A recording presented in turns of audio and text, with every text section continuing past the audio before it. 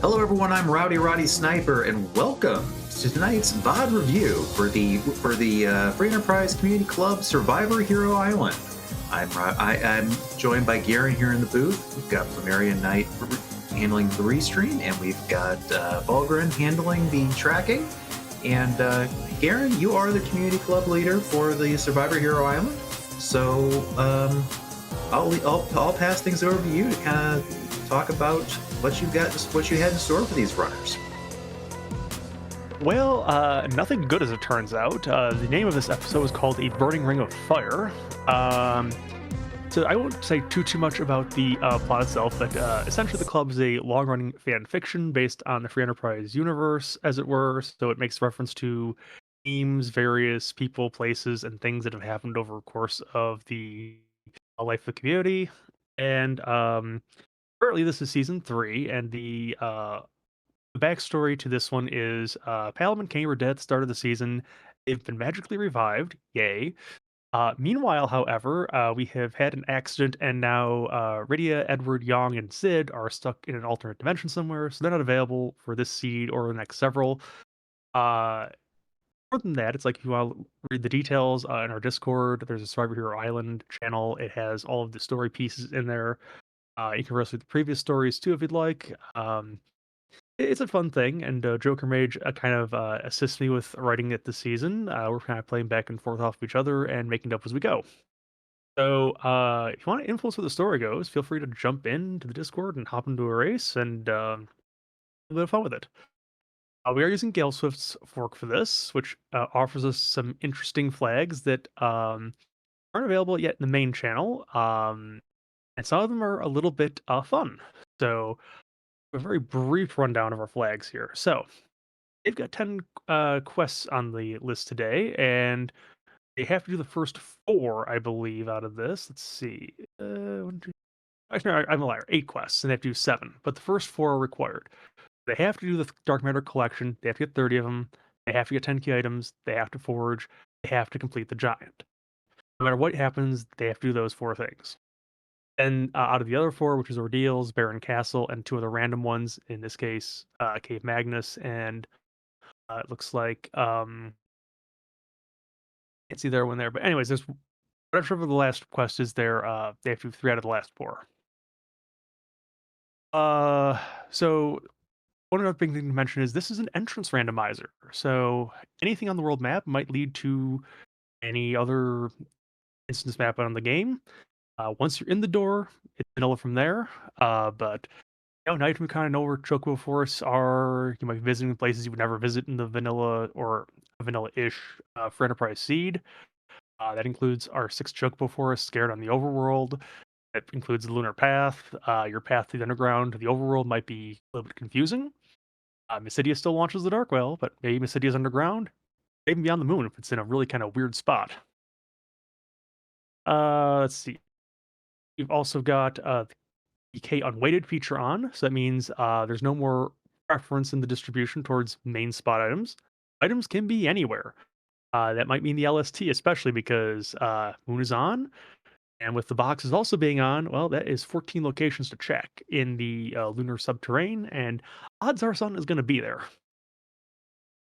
And also, the Forge and the Pinktail are in the key item pool as well. So, no forging a superhero weapon because in this case, we don't have just the hero flag, we have the superhero flag on.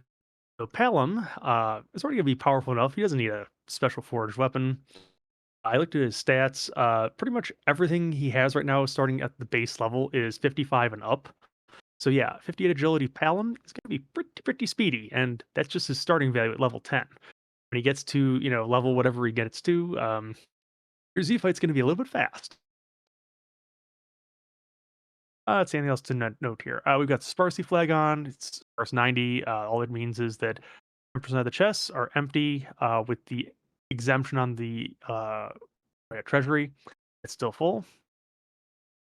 We do have no apples, no sirens on. We have the Witch Bez and Woden features on, which means that when you face Golbez, both Shadow and Golbez will pick 3 random spells as opposed to their normal ones. I'll just cycle through those.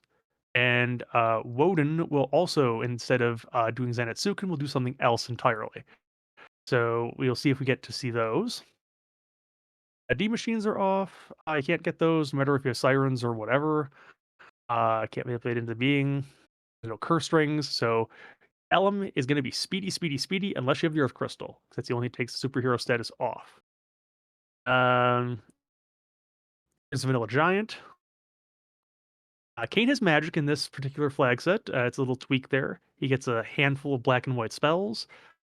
Um, and the last thing to note is there is a moon bonus. All the experience on the moon is tripled, even without having the 10 key items. If you have the 10 key items, it is basically sextupled. It is a lot of experience on the moon. You want to get there as soon as you can.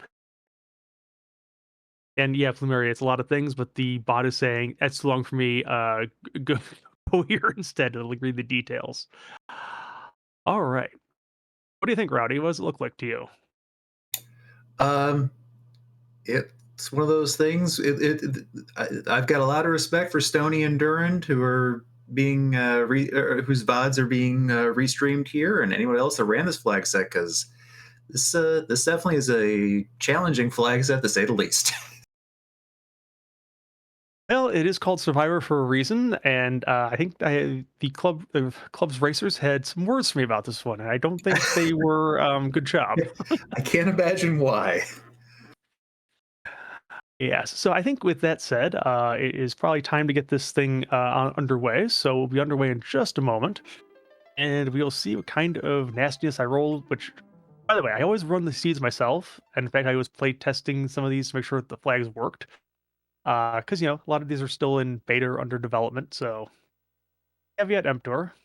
Hey, we got starting Kane for our Palom, with a guard giving us a dwarf axe. Nice for the Kane. It was nice. I gave the runners a pack of exits because, with entrance rando, who knows where you're going to be. So that's a way to just get back to the world map a little bit easier. I have not played with the Kane magic flag yet on Gale Swift's Fork, so I don't know what kind of spells does Kane learn. Will he get exit at some point? I don't know if exit is one of them. Oh yeah, good reminder, Plumeria. There is a panic feature in this thing. I believe it is A and L, is it, or something like that? Okay, we got Lunar's Lair right here outside Baron. Select an R, thank you. So Lunar's Lair at least gives you a character selection check here. And meanwhile, Baron Castle's Mysidia. Two very important places to find for moon access, as well as the lunar subterranean, which, as you point out, has 14 checks. Yep, and there is a Cecil sitting on the dais. That's a nice early find. Durand has found the lunar path in this early spot. So this is the one without the chests, I think, and it takes her down to Tamra, which is a dead end here because you don't have an airship.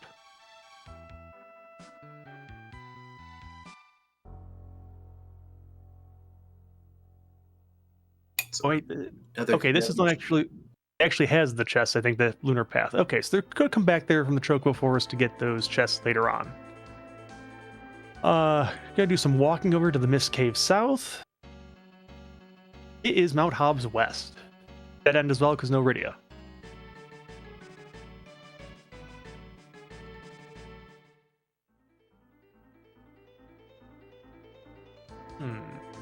Tony takes the 2 chests, gets lucky. There's no hair dryers there.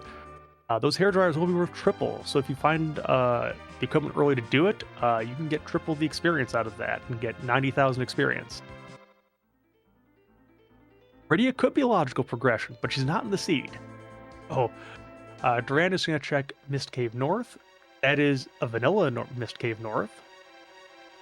The other entrance of this cave, by the way, will go somewhere else because it has 2 exits, and those go different places. Village of Mist, also the east and the west, go different places.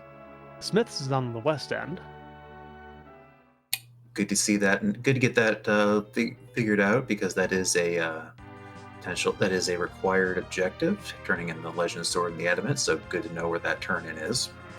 Yep, Durand will check Mist East next, and that is Agart. Oh, that's your underground access potentially.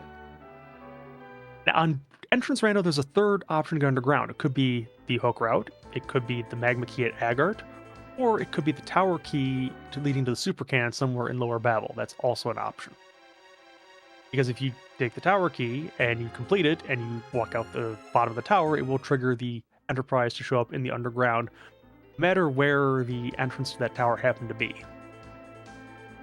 We're gonna get check at the Watery Pass. It is Cave Value. It should be noted Cave Value unless it is exactly the D-Mist has no value because the summon flag is not on for this particular race. So your items can't be there.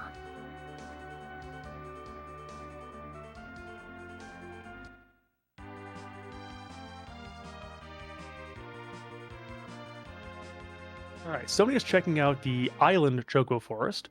Why the developers put one here, I have no idea, but they did, and it actually leads to the east side of Mist.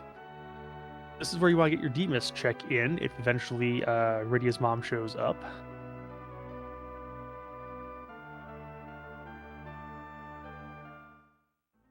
Stony doing some looting while Duran goes ahead and checks for connectors and finds the entrance to Mysidia, so slightly more centrally located way to get to here. And the emergency panic button will also take you outside Mysidia, along with any vehicles you have basically gotten free. So hovercraft, Enterprise, if the whale's up, the whale. So it's just a way to prevent soft locks because these sorts of things can occasionally happen.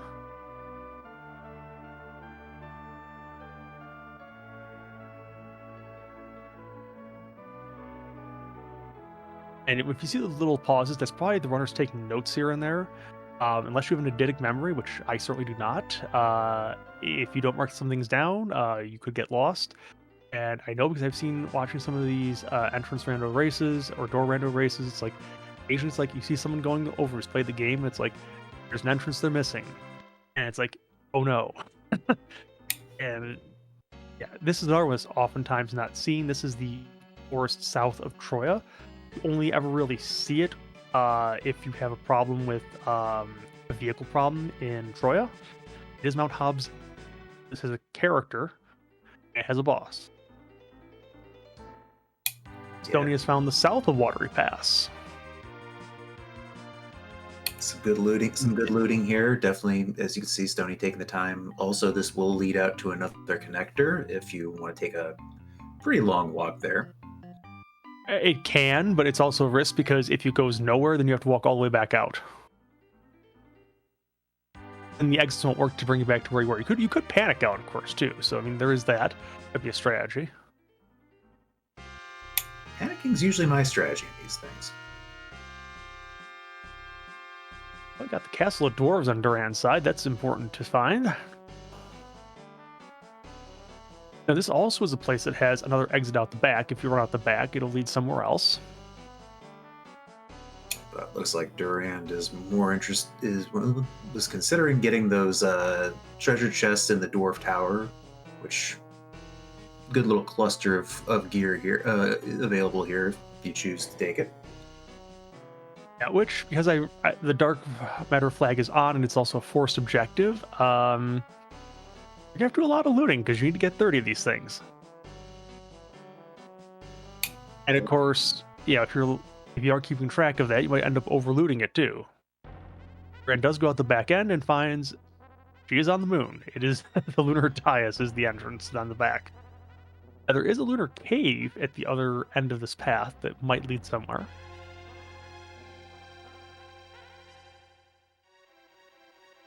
The other end of Mist Cave. This is Mist Cave South.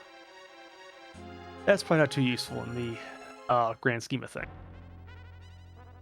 No, connectors like that are very good to find if you're in something we fortunately hadn't seen too much yet, where the towns are all nested within each other, and you end up 2, 3, 4, 5 towns deep. Going, well, that would be a door randomizer. I wasn't that cruel to the runners. This is only entrance randomizer. So once you are in an entrance, it is vanilla from there. Okay, my mistake. I misunderstood that flag. I'm sorry. No, that's totally fine. It's kind of a new thing for Enterprise. I think it's definitely going to be one of those things where you either like it or you hate it. I mean, personally, it's like I run Entrance Rando and Full Door Rando all the time on Mystic Quest. But for Enterprise, that is a whole different ball of fish. Yeah.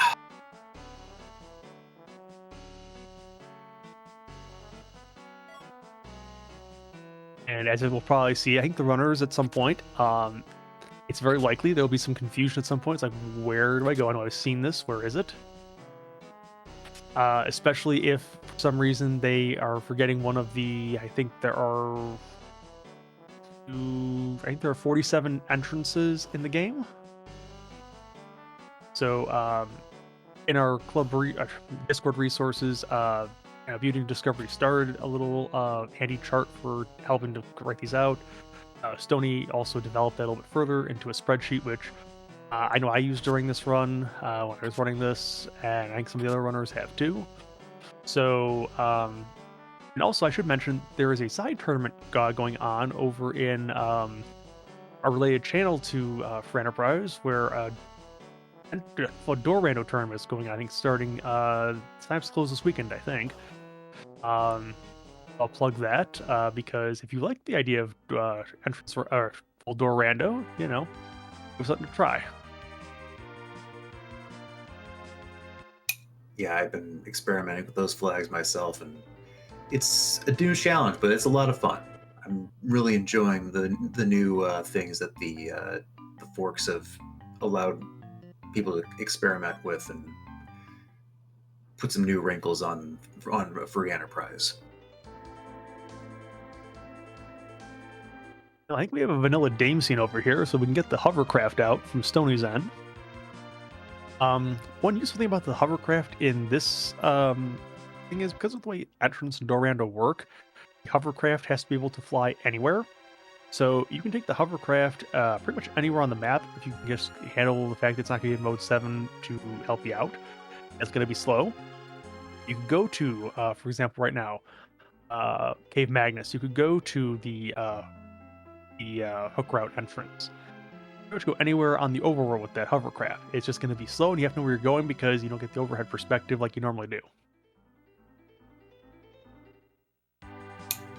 Duran finding the Sylph Cave and the entrance to the waterfall, which again, another 7 chests checks here, and then Tower of Babel as well. So we're getting a lot of our locations here early on as far as where to find items. Yeah, that waterfall could be important because if the tower keys are allowed to go underground, you're gonna have to go back to that tower and defeat the cannon room to get underground. Oh yeah, that's right. We don't have a timer running on this, but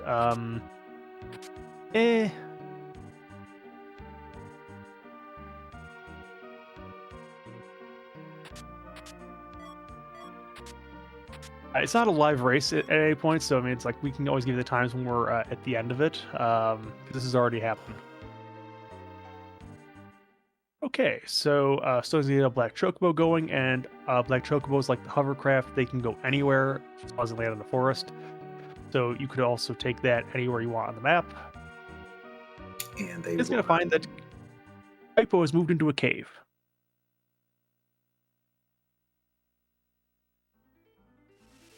Timers are up now.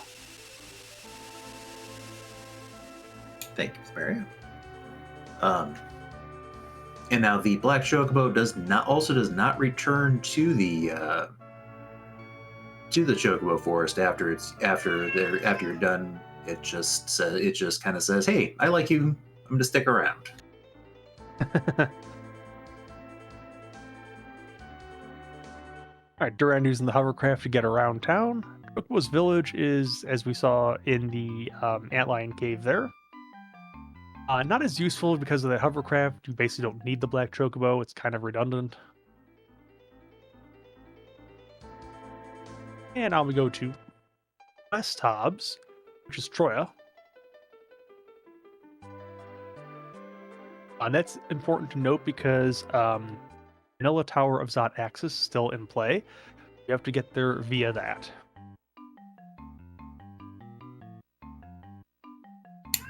Like like you said earlier with the superhero flag, if you collect the Earth Crystal, that is your kryptonite essentially, and you have to complete the Tower of Zot to get rid of it. Correct. If you want to get rid of it, because again, as I mentioned, the agility of Palom is already in the 50s at this point. By the time you get him finished with his levels, he's probably going to be close to at least 80. So the question is, how fast do you want your Z to be? Or Z fight, I should say. We still have to fight Z at the end of this whole thing. Found that Troya is in Fabul Castle. That is where your pass access is.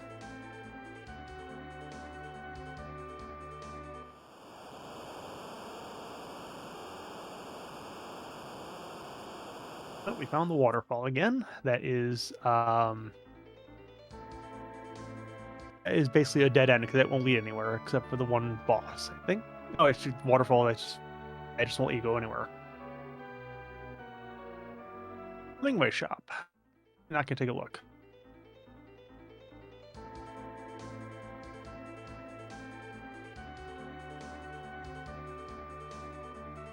Chocobo Forest of Ordeals.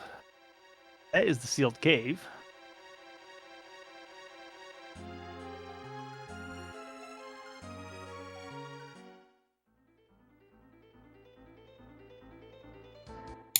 Some good shops here in Troya. The item shop is Cure 3s, and we're seeing Hourglass 2s and Life Potions in the pub. Yeah, Mount Ordeals has been turned into a Scoop the Chocobo chips. So that is a nothing burger there. Chocobo Forest, when you see them, there are 6 of them. Pretty much either just loot the item or just walk away and say, one less location to come back to. In a pinch, you can always top off your MP with the white chocobo, but yeah, generally not the thing you're looking for. Brandon's gonna check out the Mist Cave entrance. Mine is the Fabul Defense, or Fabul Castle, really. So this in the pan check.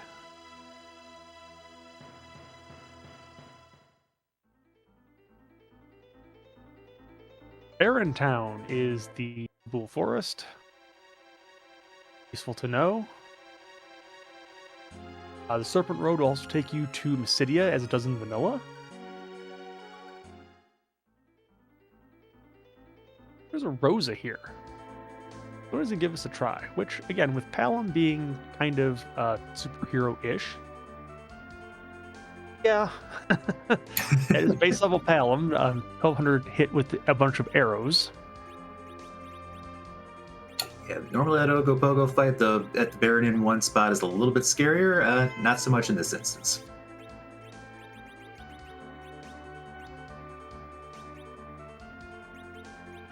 Yeah, unfortunately, doesn't have Lit 2 yet. This will be a one-shot.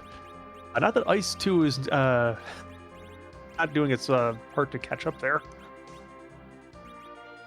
And unfortunately, denying us the opportunity to see what the Woden flag has rolled for Odin today. Yeah, we're not gonna see that. Odin is gone. Haven't taken one action. This is also one of the slowest spots in the game. It's a samurai bow, but it's a Rosa, so it's all good. Welcome to the party, Rosa. You'll get an action once every 3 cycles, probably. Stony now pretty much with a full party already, which, granted, Kane, Cecil, Palom, and Rosa are darn near the optimal party you could ask for, so don't blame them for taking this group. Yeah, I think I saw Hero and Robe on Stoney's part there. I could be wrong, but I think that's what I saw.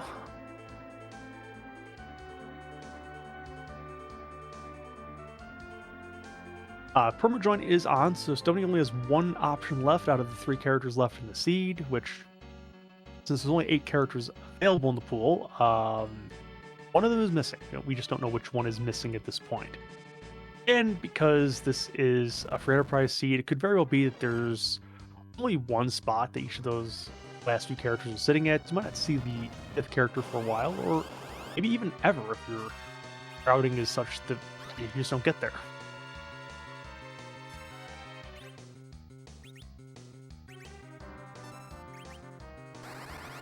Ooh, we've got Bacchuses for sale too. If you want your Palom to just go berserk and start flinging those arrows everywhere, go for it.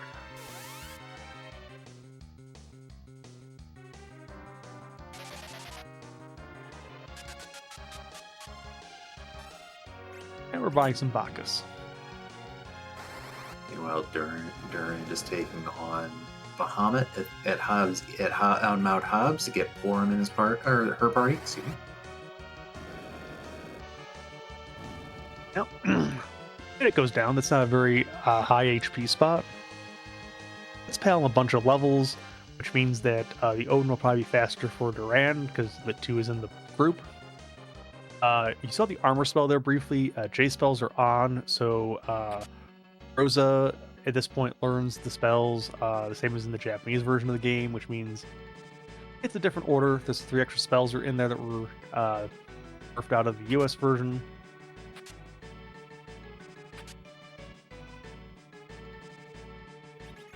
And of course, we're 20 minutes in, and we've basically taken only one location that even could have a key item. We have no key items lit, so we do apologize to our tracker at Fallgren for giving him nothing to do yet so far over nearly 20 minutes. Don't worry, they're coming.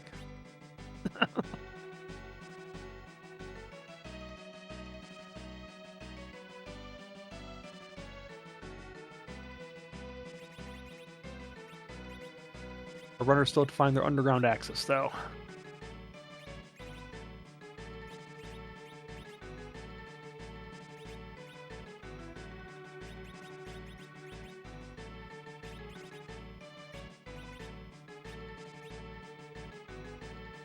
Tony just used the panic button. It does occasionally cause a little graphical glitch. Don't worry, it goes away once the screen transitions again.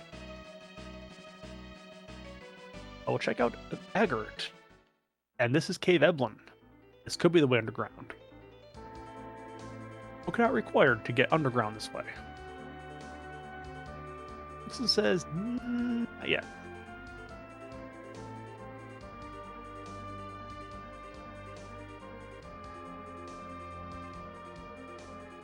Find Sabul.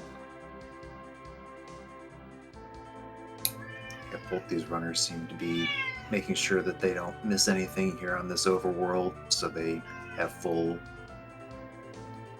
knowledge of the map.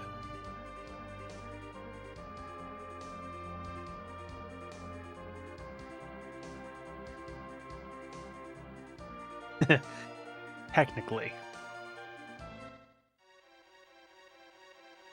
Oh, we found the Antlion Cave.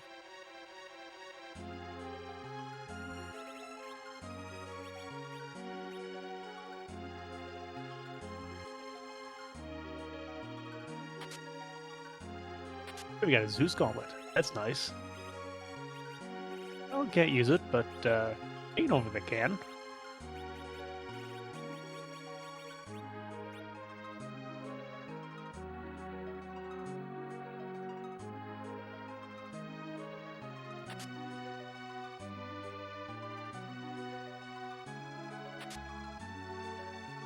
Ooh, Stony is running into Golbez over here at the Fabul Defense.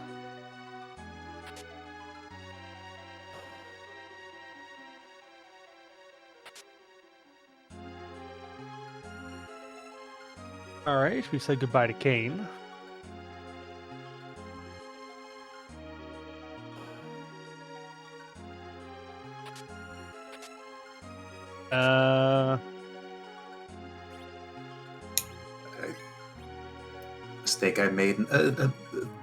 Mistake I made in the past where you expect the character not to be able to do enough damage themselves and they surprise you. I mean, he is a hero. I mean, he's got over 50 strength. He's got to be able to take himself out.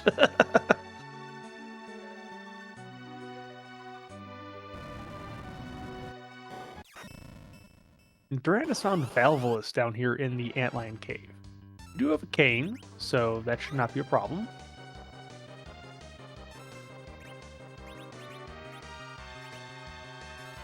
We're not going to get to see Shadow's Witch Bezes because there's only 2 characters up. And because Palom is very speedy, this is going to take a minute. Shadow's going to go away.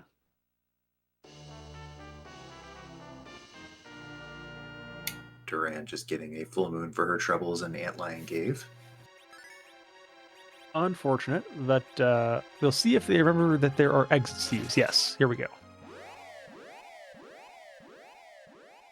And we're not going to get to see the Witch Bezes either from Golbez because, yeah, Palam's just too speedy, and this is going to be a two-shot. So, unfortunate. We were hoping to show off some Witch Bez and Woden fun, but they just rolled into places too early in the game.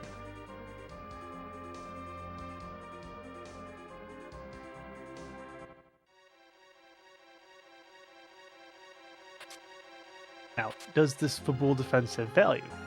That's the key part here.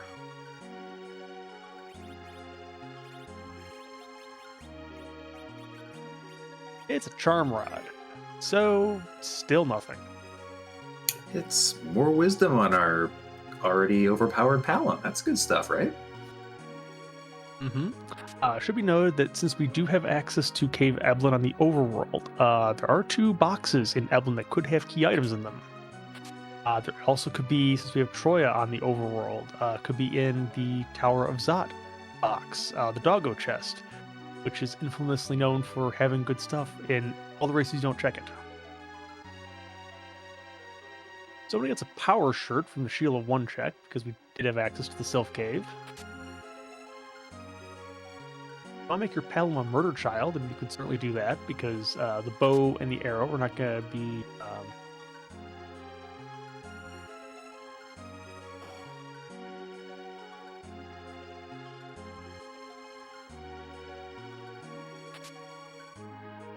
until it is. Well, Underdog has won, lost many a race. Falgren, that's all I'm going to say on that one.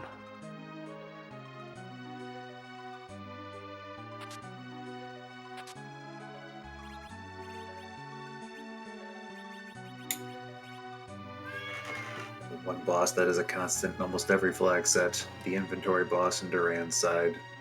With the Dark Matter flag hunt, where you're looking for, you're looking in every box trying to get those 30 Dark Matters, the required objective. Totally understandable. You're going to be butting up against that quite a bit.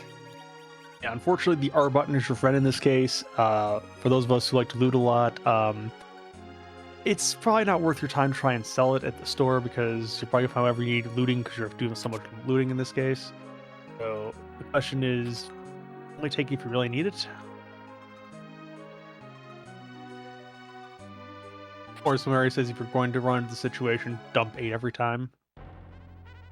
That way you don't have to get the boss quite as often. Finds the exit of the Watery Pass just leads to the dead-end Naming Way Cave up on the moon, so that's no good. Unfortunately, that means the only do would actually take a mechanic move back to Mysidia, but Duran's going to walk this back out. Again, panic move being kind of a special thing for this, it's understandable that I might find first thing.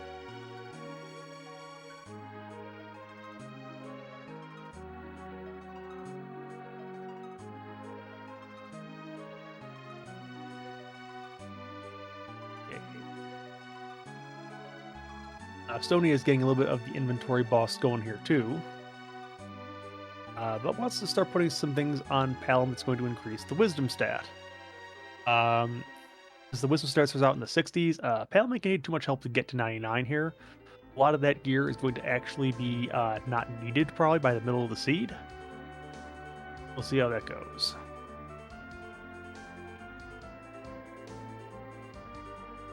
We are still looking for any key item, any underground access.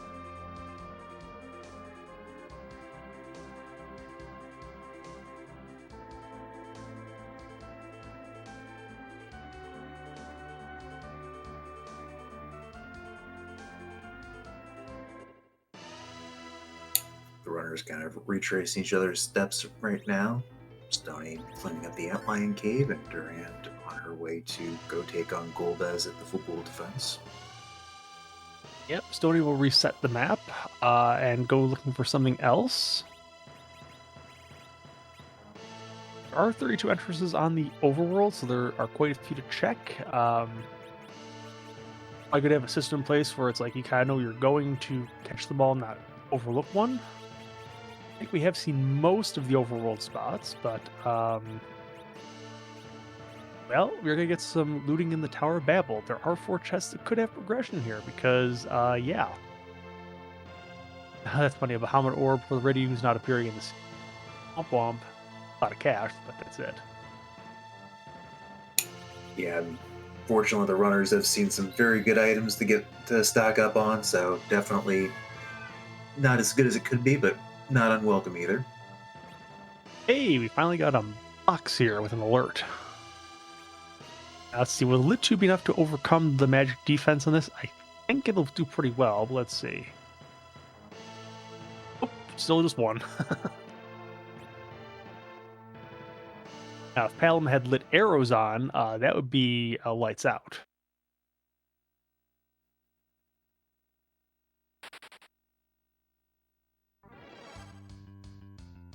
I think we know he's weak already, but he does learn weak at some point in his spell list here.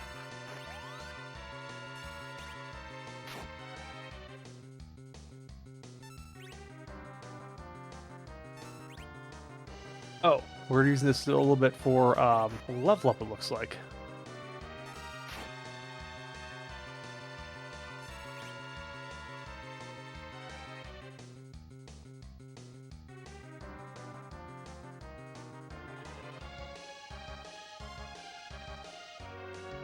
Right? It's an Excal. That's nice. You kind of need amount of ordeals first to make it online, but yeah, it's nice.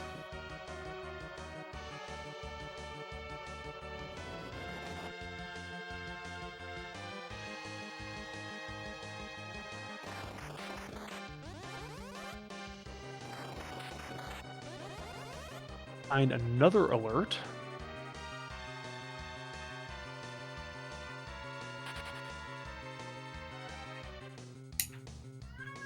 Yeah, Looks like we saw one of the witch bezzes from Shadow. Looks like there was a toad that was cast.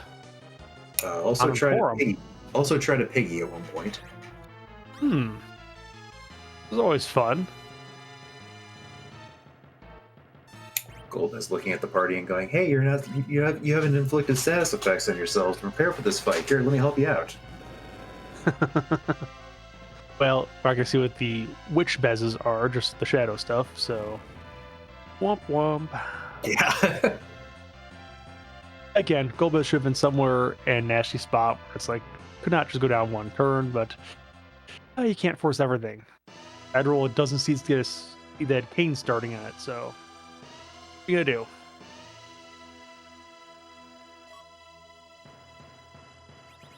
I did not see what we got from that second box, but let's say Kid was lit, so it couldn't have been that important. Believe it was another Bahamut summon. Useful. Not.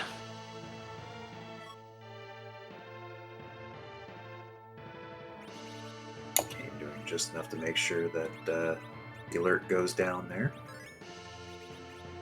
Crystal helmet. Okay. How many key item checks does it take to get a key item in this seed? The world may never know. So this is definitely the unweighted flag set starting to poke its head out. Yes. And if you give the randomizer another pathway to do mean things, well, there's a glass helmet's nice. Like, you know, mixing up all the entrances, it will decide to make it a very rude path. It's like everything's going to go through something stupid, like it's going to be a lunar path to something that's going to lead to everything. Maybe. I don't know. I'm just making this up. Durin doing one of my favorite things on a dark matter flag set and going deep into the knowledge of item locations and finding a dark matter in the pot in the Fabul throne room. Love checking little chests like that because just makes. Well, there are 399 of them, although there's a few that are open because of the sparse flag set, but over 360 chests still in the game. Yeah.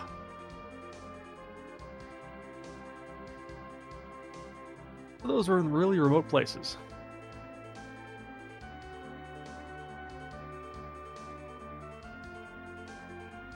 Yeah, that was the last monster box in the Tower of Babel. So, nice Yep, siren so code. struck out there. So has checked at least 6 spots for key item and still come up blank. What's at the top of this tower? Well, it's a guard of some sort. And a blue robe that will be waiting for the runners in at the top at the Rubicon spot in the Tower of Babel. If they decide to go down that route, they might choose to not. If they find Demas somewhere else, then it wouldn't really be required. Unless it's the way underground. This is probably the one you wanted to see out of everything.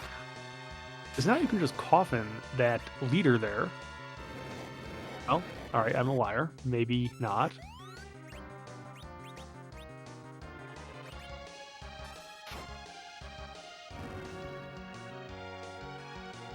And the officer is gone, which means all the soldiers now apparently get so flustered they are just going to attack themselves.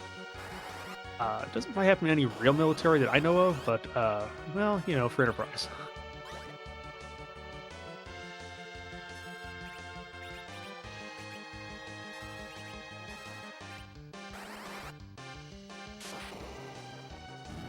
I had 200 points on Odin from that Palom. On a lit 2. At, like, level, what, 16? Yeah. Goodbye.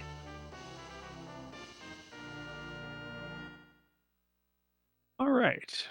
Alum now knows Quake. That could bring down some mountains here. Yeah, I was gonna say, It's just a ribbon.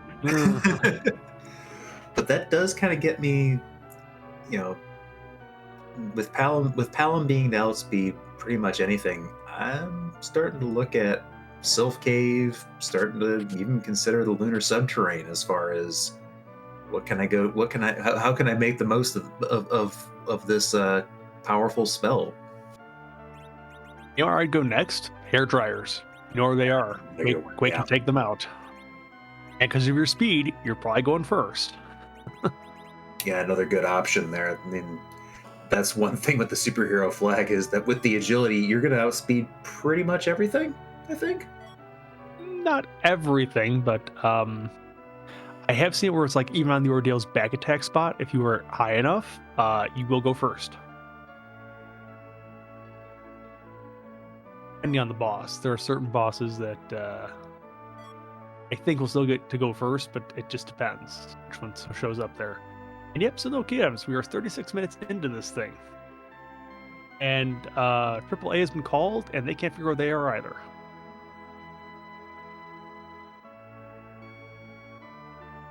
I think we've checked most of the entrances preliminary. I mean, I can't think of anything else we really haven't seen. Just off the top of my head.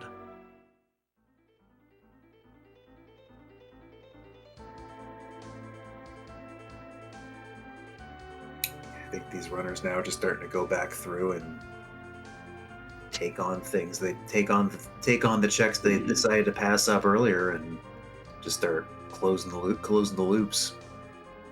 It does take a little bit of getting used to with the superhero flag because it's like your hero can take things on a lot sooner than you normally could. I mean, it's like Palom. If you get Palom something like a glass helmet with his vitality, it's like he is not taking a whole lot of damage from anything aside from a boss at one of the boss locations.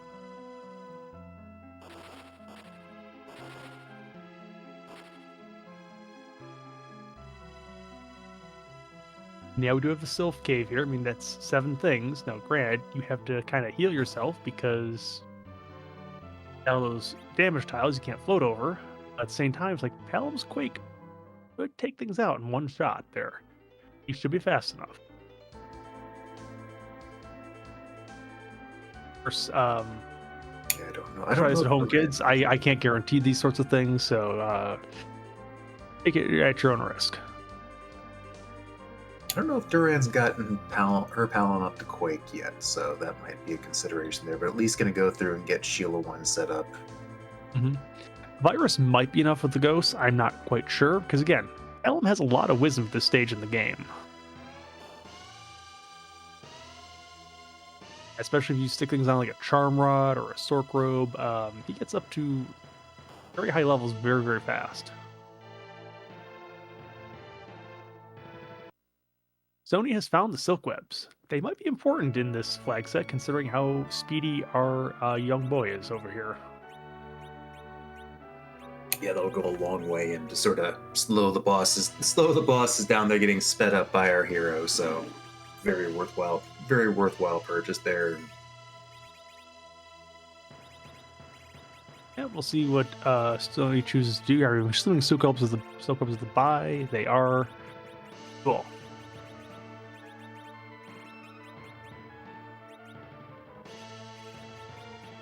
Now maybe we take on the dwarf bosses here. I'm not sure. Maybe. I think Sony's a little bit away from warp still, so maybe not yet. No, crystal rings, black belts. Nice.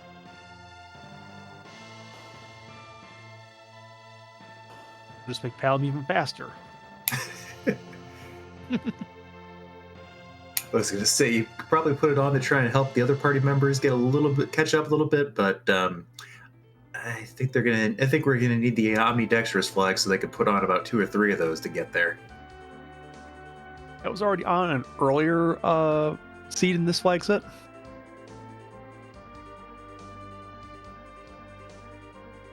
Of course, in that one, that was a party limit of 3, and your party was exactly Sid, Kain, and Palom. I figured with no healers available, Omni was a fair compromise. I can see that actually being a lot of fun. I'll go back through the race spots history. You can probably still dig that seed out somewhere. I do say that was probably a lot of fun, although I don't think it was necessarily the kindest of seeds. With that Omnidextrous, I think the fastest finish was like almost at 90 minutes still. That was without the entrance randomizer on. So it's like, you know, all the power in the world. And doesn't always matter sometimes. All it takes is the wrong boss in the wrong spot that just doesn't care about your gear, or if monster boxes are on, things can get very buried. Hi DKC at Hook 1.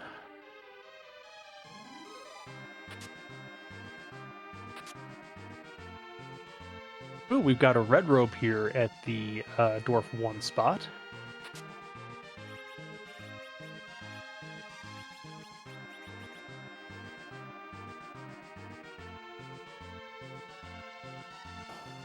But it's actually the elements.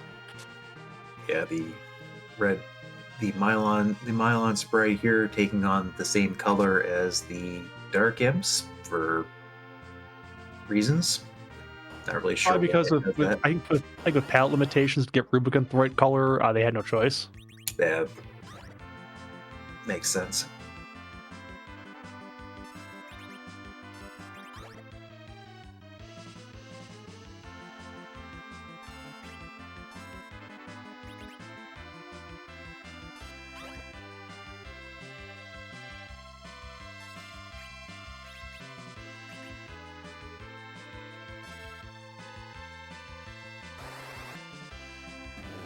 When in doubt, blame the hardware. Well, actually,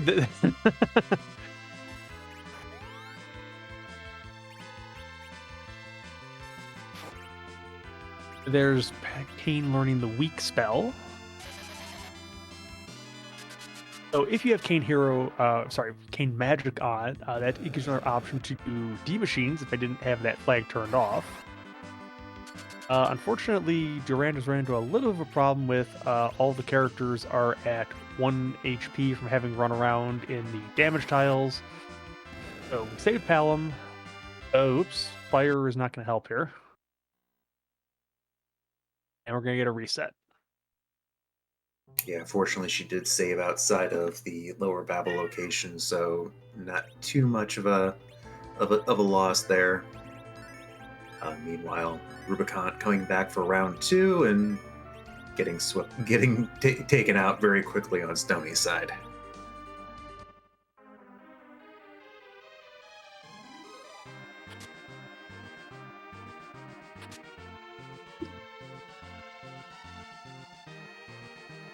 Yeah, especially since you actually face Rubicon twice in the vanilla game anyways, it is kind of fun.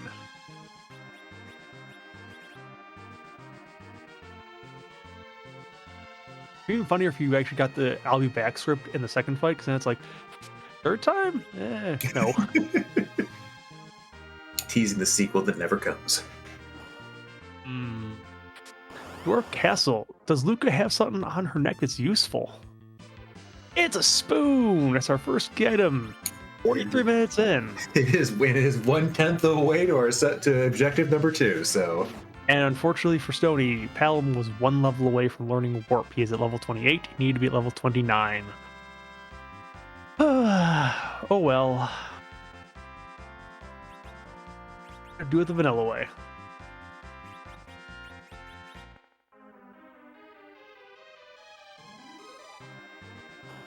Yep, the Black Chocobo Forest is just a regular Chocobo Forest this time around. So we're going to do the Panic Skip. What do you think?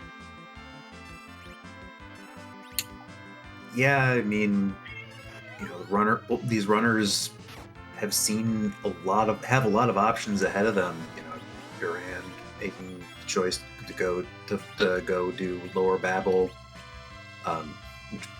for relatively, you know, four chests that she can do, plus the boss at the top of the tower, Stony.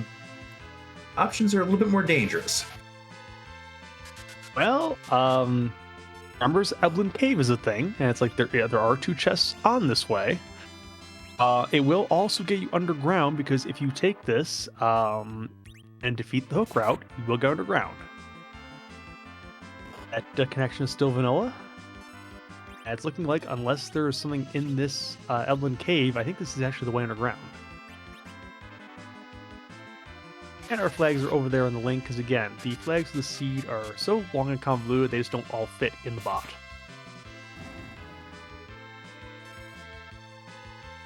If Punisher seeds like this are for you, I'll public the Survivor Hero Island Club again in the Enterprise Discord.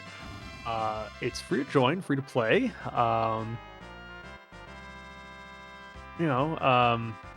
Can't give you any compensation for pain and suffering that might happen playing one of these seeds, but other than that, it's all a lot of fun. Well, you can absolutely give Stony and Durand a follow on their Twitter as a way of thanking them for tackling this seed and being willing to have the recap shown on the VOD review here. Is like I said, a lot of respect to both of them for anybody in the Survivor Hero Club that tackled this flag set, because hey, another key item for Stony. And it's a required one. We have to forage in this seed, so you do need the Legend Sword, for sure. Unfortunately, it is not progression. So many key items actually open anything up. Which seems par for the course of the randomizer. It's like, hey, you want key items? No, wait 40 minutes, and then it's like, okay, we'll give you a spoon and a Legend Sword. How about that? Hey, Sork Robe.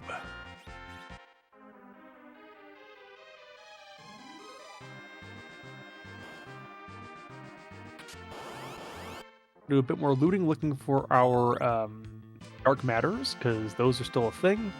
You get more Bahamut Orbs, unfortunately. And a Crystal Ring.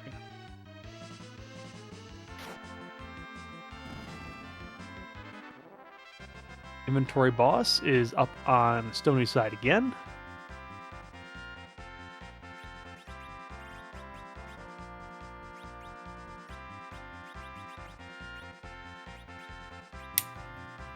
Stony does have a full party with Permajoin. This is the party that they're going to have for the rest of the seed, but obviously hoping to find Maldor deals through this underground path so they can get Cecil on and use all that shiny paladin gear that they've been holding on to. I think for the most part, the game has to, for the most part, put all the screens in play and accessible somehow. I think I have only seen one instance of something that is actually impossible. Oh, there's a Tella.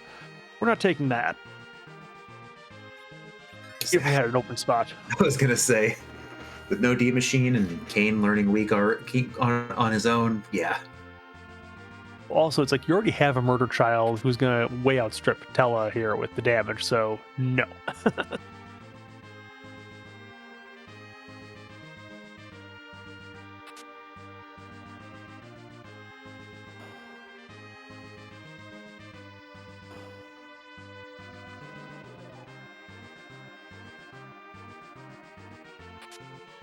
Okay, onward to the Tower of Babel upper spot for the hook route.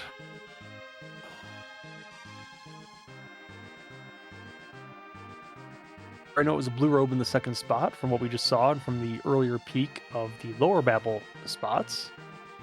Here are the Mad Ogres, and I don't think the Quake is going to do much, even with Elam's advanced levels, but yeah, I could be wrong about this. You have a lot of magic defense.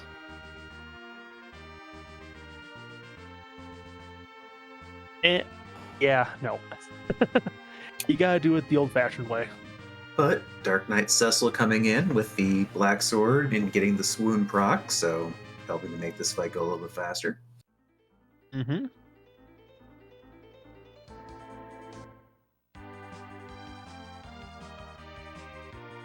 I'm sure it depends on the damage roll somewhat, but I mean, I just don't think Quake has necessarily enough oomph with at this stage, but who knows? Yeah, Kane taking one of the poison axes and saying poison axe and power shirt. Yeah, we've been obviously focused on the ridiculous stats the Palom's getting naturally from the superhero flag, but these runners have amassed a very nice collection of gear. Yes, all of which is to say, when they finally do get to the LST and start taking things there, you're going to see some things in For Enterprise you don't normally see. Although, not having a key item of any real progression 50 minutes in is not usually one of them, but, well, the randomizer. Just another Excalibur for the Mad Ogre chest. Yeah. It'd be more useful if there was an edge available to you, but, well, not this time for Sony. He's already chosen otherwise.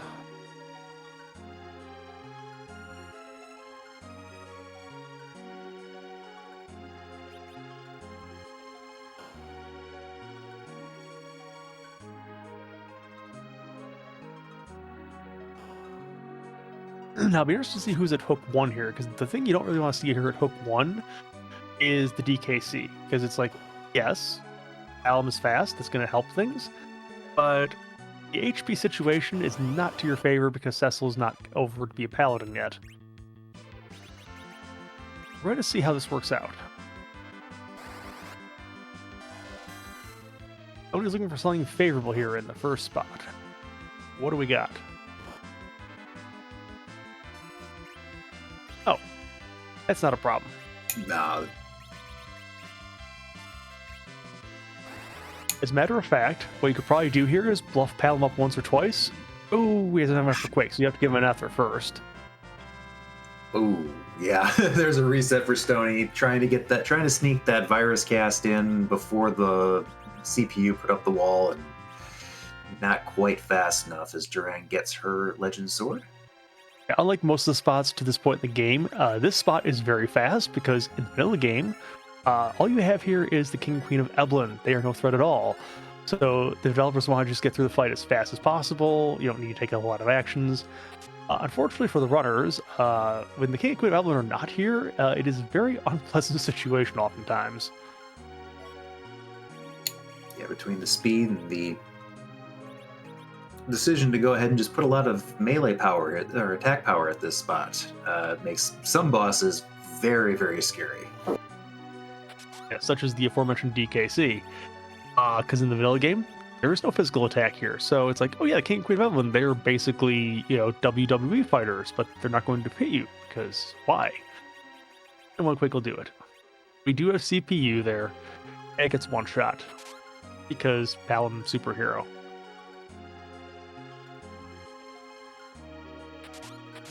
Now, is this the Water Hag, or is this the actual Gauntlet? 3, 2, 1.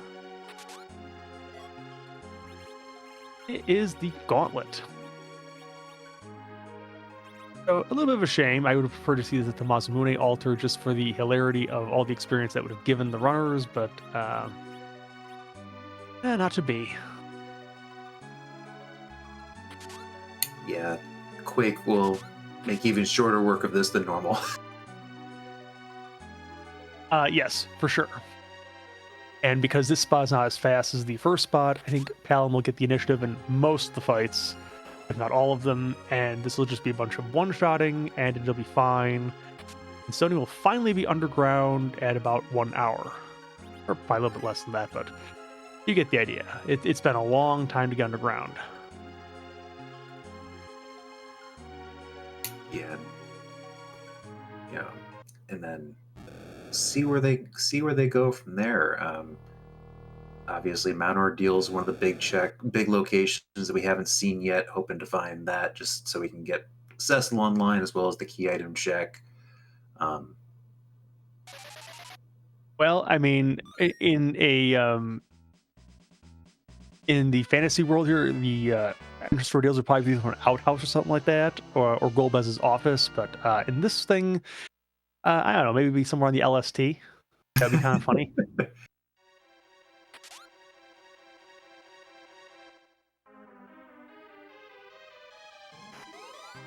So Duran's gonna be right behind, getting into the hook route here.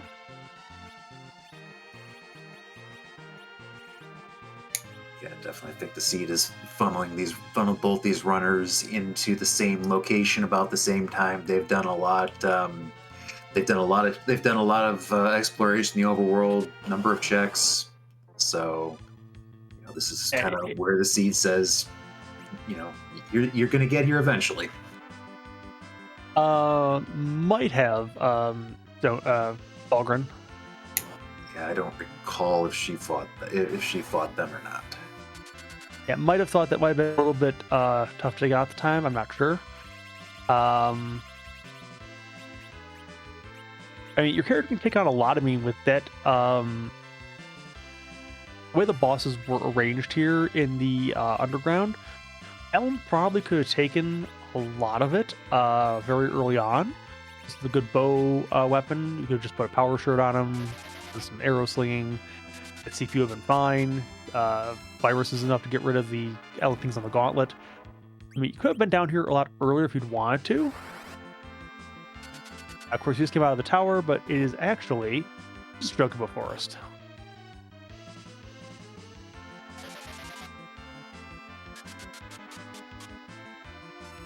All right, next up, Sylph Cave. And Sylph Cave is Elvira. A fairly useless town because it doesn't have anything important. It just has some shops. All right, Life's in Starvales. I mean, that's, I guess, a thing. Yeah, always nice to see both those items in one convenient location.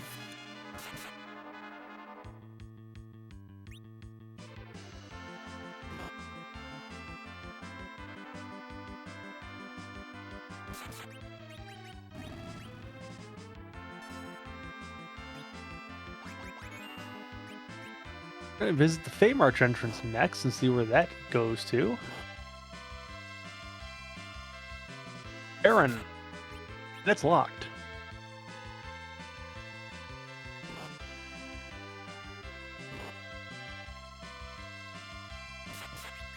So we have seen Tamra already. So yes, it leads to an early game location, so there's no point in checking that. Oh, we have found the Land of Monsters in a French vanilla spot. Just moved over to the Sealed Cave. There's a potential for a key item here because we do have the Night Chest, so that is a possible thing.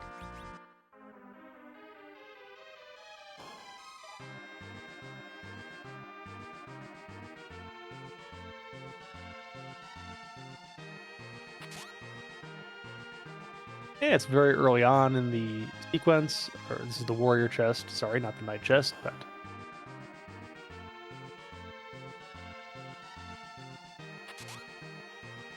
almost fast enough to get, but we did lose Porum there for a minute, but I don't think I was going to care about that because I have experience later.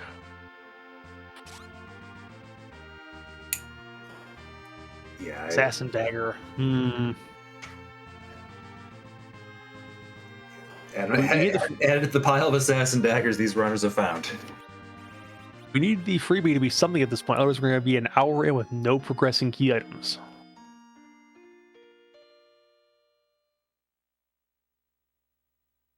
That will probably never happen on vanilla Free Enterprise Seed because you need a way to get underground after about 4 or 5 checks. I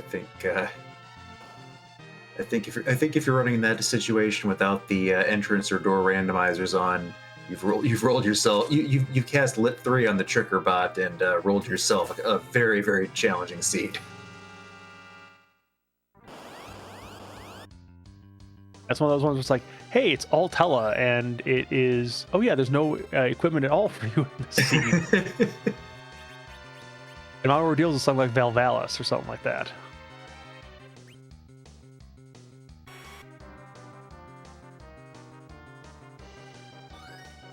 Crystal Helmet. The womps continue.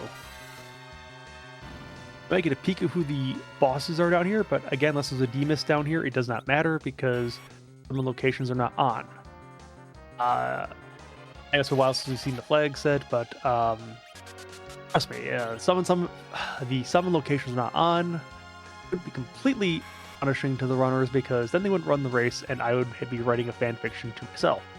Which, let's face it, that's boring. Do you see the pass for sale here in the Fey March? Yes, so, don't buy 13 of them. Just buy one. Well, you gotta get that resale. You gotta get that resale market. Bad news. One of the flags wasn't discussed. Is things only sell for half price as normal. So, you buy that pass for 10,000, you'll sell it for 2,500. Is much like the value of the tickets to a certain hockey club that I am unfortunately a fan of. We don't discuss that any further. I was going to say that joke. I was going to say, insert your local sports team into this joke.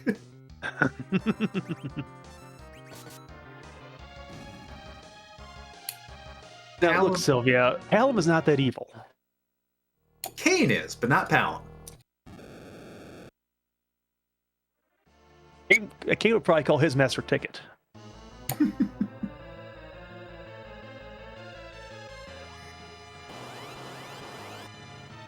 Well, Veritas, good for you. So just the evil wall and the dark imps in the King Queen spot in the Fey Marsh. So not gonna bother. It will stay faded forever. You know where Tamra leads, so I may have forgotten, but if he hasn't, you realize it's the lunar path that we saw earlier back in the day. Now, the Earth Rising are here, so this might be a good time to take them out.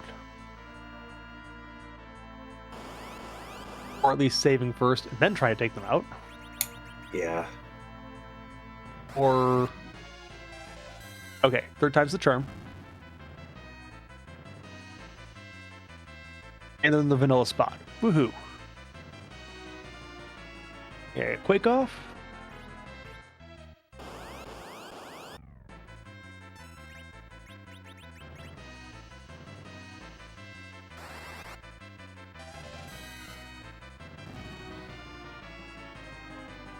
By hair dryers, 91,000 experience, so this is a nice bump of experience. In the early game, if you can take this on very early in a superhero seed, this will get you a lot of levels a lot fast. It is an Avenger. We have liked that earlier too.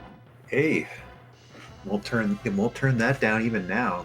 You know, helps that Kane that's already very well equipped. Can do some very, very, very powerful things.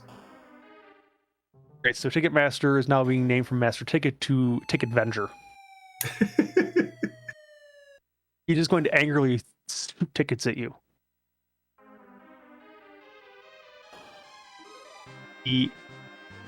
It's just a Yang in the waterfall, having a bath. Yes, Stony definitely starting to wonder if that Miss Dragon doesn't have a key item behind it, which is a very reasonable guess at this point in time. Looks like we have found Mount Ordeals, finally. Meanwhile, Durand has finished her gauntlet and is now underground. So I know that the Ordeals fight is usually going to have Alum do it solo, which will be the case in this case, but not really a challenge at this point because, yeah, superhero, Mount Ordeals, or just breathe on the boss is going to die. Yeah, So, even if we didn't have the super hero flag on at level 37, Palom is going to would be in pretty good shape against most anything. we got Baigen here. Well, you're not going to last long.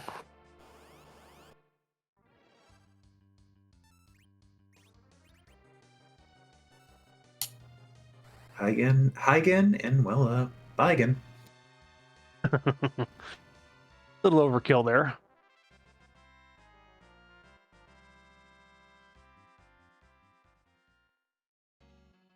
Yeah, I think normally with Not even gonna switch to back. Yeah, no. Back rows. It's like, it doesn't matter. Got Antlion, which will take at least one hit just for posterity's sake to say it tried, and it's going to give it sent right back to the moon. Technically speaking, I think you could say that Antlion was at least underground, even though it's on Ordeals because the entrance was underground, but disappointing nonetheless. We have like that to be somewhere ruder.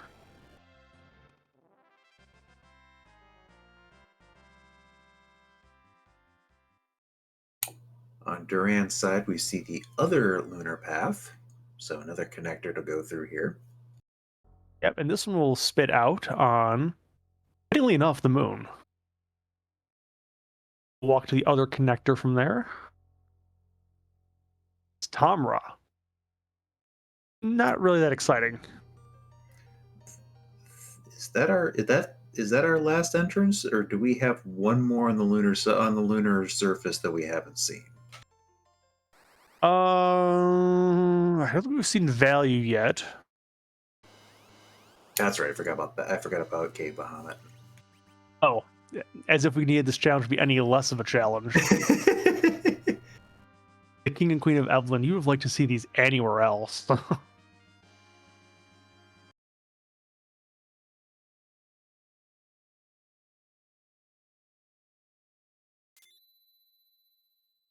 And once again, we are still looking for a progressing key item somewhere.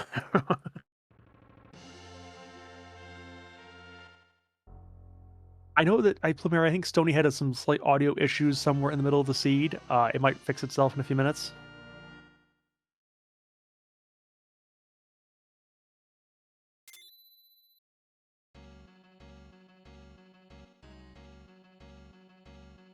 Yeah, that could be a problem, Lord Genesis. There are 45 dark matters scattered throughout the seed, so you don't have to necessarily hit all of them.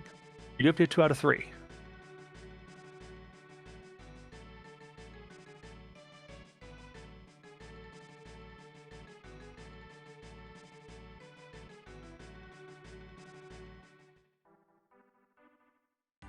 All right, so now the question is again, where do we go? I think we need to go to a Sylph Cave at this point. I think we're almost out of options. Yeah, I was gonna say I'm looking at this party. I've got Cecil online. He's got Nextgal. He's got Crystal on the cover. Or hear me out. Lunar Subterrane is also available to us. That's where my train of thought was going. I'm kind of looking at that right now, going. You've got Cecil online. You want to get him all that experience on there. I think now's the time to go there. If you think about the logic of this randomizer, you have underworld access does not require the LST. Nothing else has got a safety check in it that prevents that. And actually, I think K Unsafe is actually on anyways. So yeah. Yes, and triple experience. I'm pretty sure the runners would have liked there to be 10 Kias before they actually got to the moon, but Moon's saying none of that. yeah, fortunately, we saw that Stony already on level 37, so getting close to those end game levels. So, And we'll be breezing by them very soon once we actually get some moon fights going on here. Brand just found them out ordeals. going kind of adding to the comment made earlier in chat, Durand again, doing another check.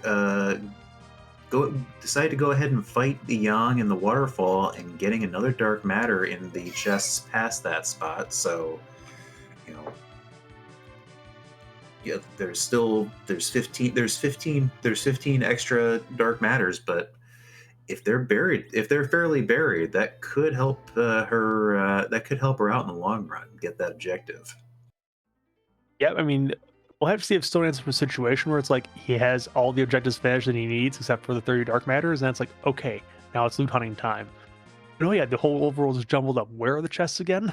Yeah. Obviously, I'm going to Sylph Cave. I think this is as good a call as the Lunar Subterrane. It's the fights will be a lot easier overall because, like you said, I'm pretty sure that virus alone is going to take out most of them, if not just relying on Quake. So I do like it. And the only thing is, you have to watch out for if you take the ghosts on and you're not fast enough, you're going to wipe if you haven't healed up before you have the spell go off there if you haven't healed. So...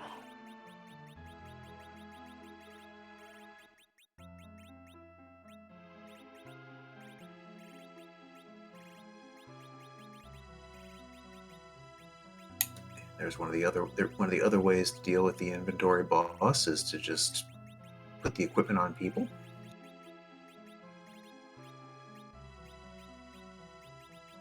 Yeah, I mean, probably I learned a little bit. It took me a while to learn RPGs. Like, oh yeah, the equipment only actually works if you put on. It doesn't work in your inventory box.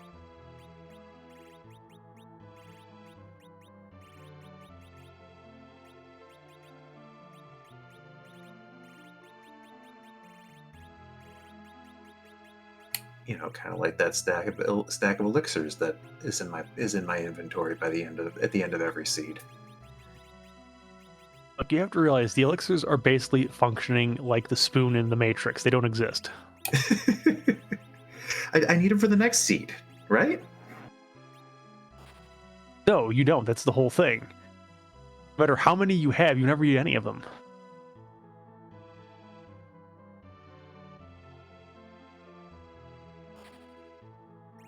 Canonically, Volgren, for Enterprise does not have pants.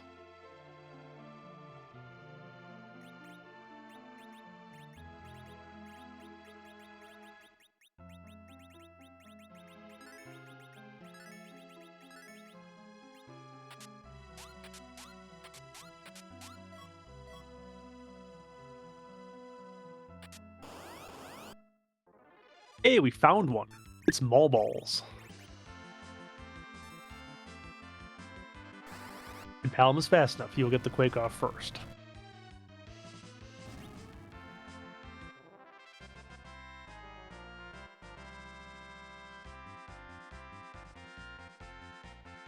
For those of you seeing Lance not sure what that spell actually is, it's sort of like a vampire spell.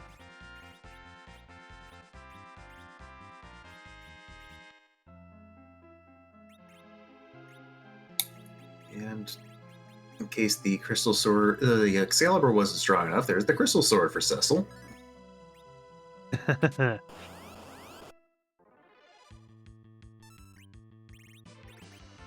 As we've been asking for the last 72 minutes, where is progression in this seed? No progression, only really powerful weapons.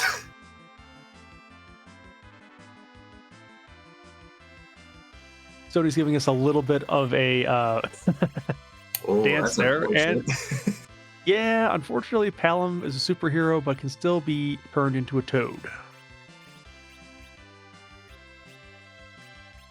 But Toad wasn't a superhero. They were a mutant from the X-Men. If we could get a super princess over here to give the superhero a kiss, that might be nice. Don't give Palom any ideas.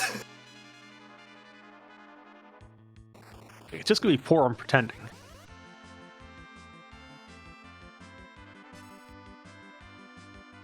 This time, Palom puts Porum in place, and the other twin gets it.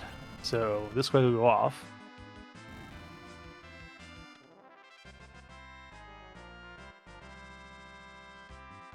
So not a real threat for Stoney's party, just an annoying annoyance. It's a hook. You have a progression. Well, I take that back. I mean, we've already found the hook route technically, so that hook is nice for when you get one of the tails, but right now it's not actually useful for anything.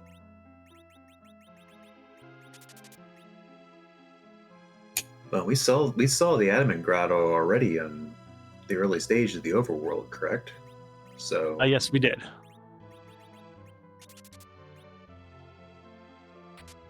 So actually, yeah, the hook actually is completely useless. So go figure. it's 10% of objective number 2. So I'm not gonna. I'll take it. Percent of objective. That's grasping at straws.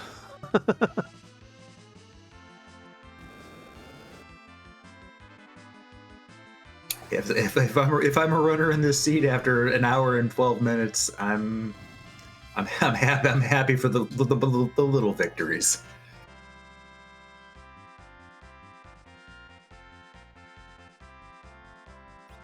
Hey, a rat tail. There we go. Okay. We finally have a progressing key item almost an hour and 15 minutes into the seed.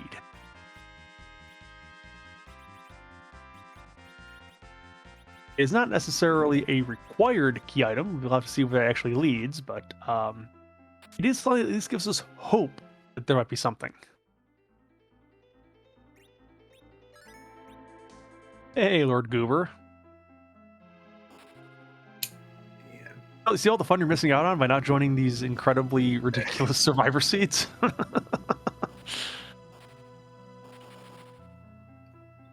One thing that I noticed on Stoney's side is that Rosa already up to Cure 4 without even touching the lunar subterrane yet, without the boost for 10 key items. So already making a lot of progress through this seed.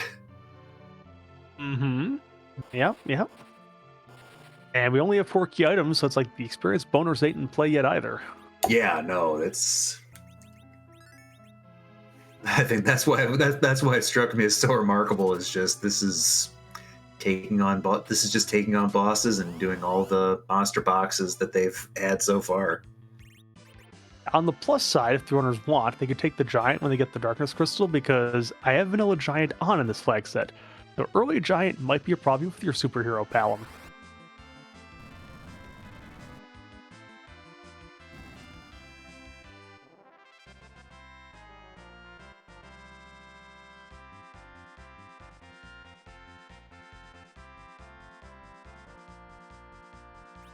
Moonveil. That might be useful. I was gonna say I love moon veils. Those are you talk about some of the dangers in the giant with the superhero flag on. That's one way to mitigate a number of them. Especially if you have the combination of Moonveil Bacchus, that would be a very fun way to progress. Durant has found the pink tail, which is a new find on our end here. Where did this come from? Oh, this was from the warp glitch, wasn't it? Oh, She waited a little bit longer to take this, so she was able to find that. That could be progression. That could be very big for Durand as she goes through this seed. Because we still have not, like most of our key items, we have not seen the Luca key yet. Yes, that's true. And you do actually need to get into the sealed cave, even though the sealed cave entrance might be different, because the door is inside the level. You still need the sealed key to get there. Let's see if Durand remembers where exactly the Adamant Grotto was. I believe it was at the it was the east side of Mist, but I could be wrong about that. My notes say west, but Mist Village. I thought it was the Smith. Okay. Well, we'll see which one of us is right, or we could both be wrong. I mean, we'll see here. But Stony did get the tower key out of the second to last monster box there in Sylph Cave, so very nice. Another check that opens up as Durand collecting that Cecil now that he's been promoted. We got a sand ruby. That's useless for Stony, as it turns out, because he already has a full party. But we've gone from 2 key items to 6. So, and in classic randomizer fashion, literally 2 of those are dead ends. Actually, 3 of them are dead ends. Stony immediately going to cash in that tower key. One of these days, just as a thought, it's like maybe we should have one of the key items get sick and have you stick with Desert Fever in the bed, and we basically use the Sand Ruby to cure the key item. This flag set does have a key item behind the pink tail, which is normally just going to be a weapon or armor of some sort. So, yeah, one thrown in the suggestion box in the Discord. I think it's going to be put into the inbox that is technically a garbage can over a shredder.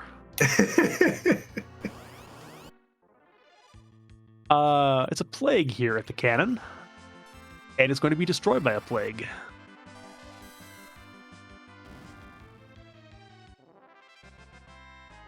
Super plague, almost 4,000 damage there. Looks like Durand is getting ready to dive the lunar subterrane. Maybe. I mean, I probably have seen where that pink tail goes first, just out of it, but maybe he's forgotten that's a key item, or maybe he's forgot where that is. Doesn't seem that Durand is looking at notes to figure out where to go next. Which, for door and entrance randomizers, note keeping is very important. I made the mistake of trying to do one of the door randomizers without any sort of notes, and I'm definitely much more diligent about that now. It's okay if it's an async. If it's an actual, and you don't really care about the time. If you care about the time, it's very important.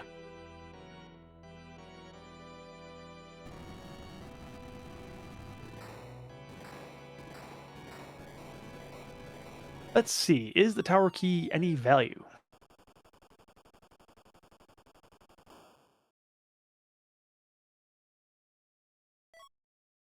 It's an adamant. We have our forge. We have an objective that we can put on the board. Somebody has to go back to the actual forge spot, though, which I believe is the westist entrance. Yes.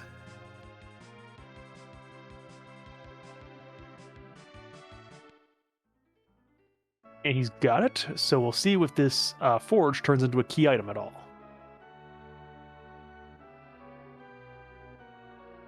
Let's do Magma Key. Why not make it kind of annoying? I think package is the only other dead key item which will not lead you anywhere. Oh, it is an objective, so... Okay, we're going to get the cheeky chest over there at the, the end. Now we're selling Stardust Rods and Crystal Rings and Life Staffs. Not a bad collection of things. Now we're selling some Excaliburs to get some cash. Makes sense. We don't need the extra ones. As well as the extra crystal sword. You can never have too many crystal swords. This is a lie, but it sounds good. It depends on how much money you want to have in your inventory, your reserves at the end of the game. I take it back. Technically, it's an arty bow. Womp womp. If you are on an ambidextrous, or sorry, not ambidextrous. If you're on a ambidextrous, or if you're on a World Championship of Darts Wacky, then Crystal Sword is very good to have as many of as you can possibly get. Yes.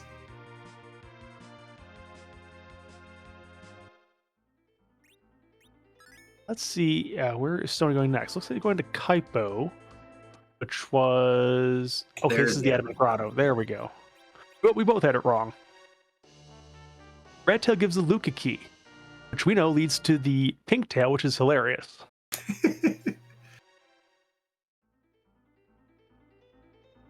I think the question is that Sealed Cave our Demist? Because we haven't seen Demist yet, and that is holding a possible key item too. Let's see. I believe the Ordeal's Chocobo Forest is where Stony Escopia wants to try to cash in that Luca key. Yeah, I think Stony is making the dive. Nope. This is the LST. Yeah, I like this play. You know, obviously we know that we know that. But hold on. Well, he's making liars out of us. This is not nice. Oh, okay, healing. My good call, especially if you're going to be looking for the monster boxes on your way to the Murasame altar. You don't want to get surprised by the double dragon chests. I'm pretty sure the double dragons gonna have a hard time with Murder Child on their hands, and Speedy is all else. Of course, what would possibly ruin your day in the LST is if you get the Earth Crystal in the middle of this check, you're going to have to back out and probably do Troya, because otherwise your whole plan is going to get messed up with Palom suddenly being just a hero instead of a superhero. Honestly, with you know, we're seeing the benefits of the superhero Palom with the damage numbers, but with Crystal Sword Cecil, Avenger Kane, 2 white mages in pretty good shape, I'm not too worried about that. Speaking of Demist, here it is in the LST.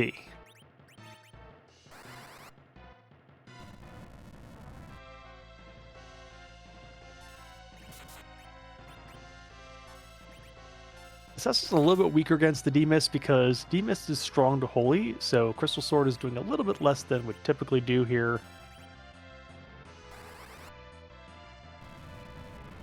As in the vanilla game, you actually have a dark sword, so this is actually weak to dark instead of light. So you're never supposed to have a holy sword to fight this, so it really shouldn't have ever shown up. But well, you know. Yeah, the Demist and the Octomammoth are 2 bosses that look at that overpowered crystal sword and say, "Eh."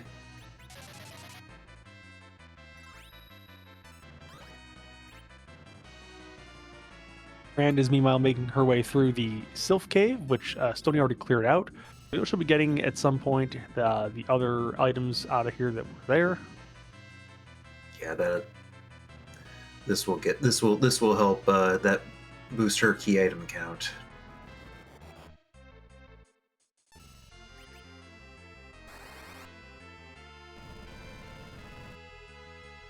And somehow Quake works on a bunch of mists. I don't know how that's supposed to work with physics, but for Enterprise physics, it's never been quite classical as the rest of physics goes, so whatever.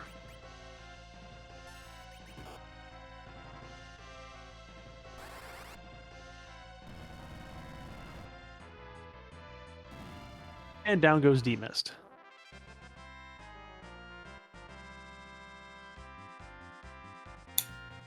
You see that triple experience on the moon there, as that was what, 177,000 for the Murasame altar? Yep, and a rune axe. So, Oh, and then Stony will do the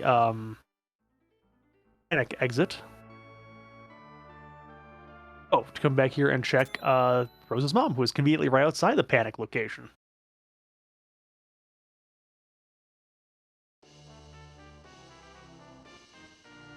It's an earth hammer. Well, that's about as useless as you can get here, with no Sid in the seed. It's worth checking, because we're trying to get that 10th key item and get, 6 times the experience on the moon. Yeah, no, absolutely. No, it was just a quick exit out of there. It was the first check. You hadn't already done the full dive to the ribbon room. Though Stony is going to check the Luca key here, since they are in the area and going to be rewarded with the pink tail. And that's going to take a little bit longer than on Duran's side because Duran is able to skip this whole level because we know the Demus isn't here and was able to get through the warp glitch. Stony, not having the warp spell at the time, has to do it on foot, which will take a hot minute. But at the very least, oops, Rope of Shame, but it's a dark matter, so I guess maybe Rope of Unshame. That's Rope of Shame. It feels like those ropes just sort of have a vacuum effect on your character sometimes. A tiara for the Rydia not appearing in the seed. It's good on Stony's part, though, remembering most of the rooms where there are chests here in this upper hall. I do like putting a tiara on my on Rosa or Porum just because it does boost the magic defense quite a bit.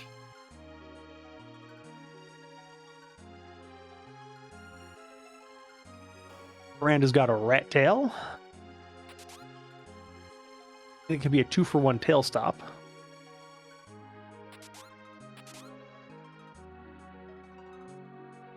That always feels good, especially with the knowledge that it's a true fetch quest.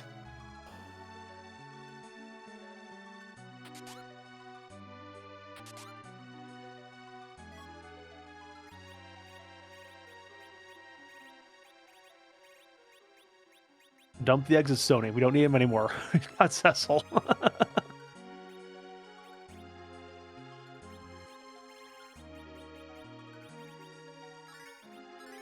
Use your Soma drops, get those out of there. Give him to Kane. The points for Kane MP. If we aren't using his MP, we still have it.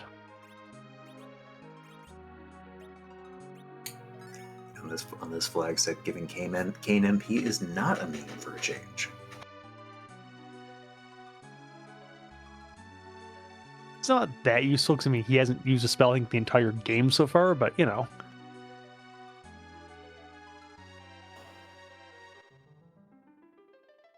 Stony will find the pink tail, as Duran had already found it. Let's see what the boss is to collect this whole thing. Oh, just a panic move back. I didn't realize you could do that in the level, but there you go. That's good to know. I was also aware of that, so that saves a lot of time. Ooh, it's a darkness crystal.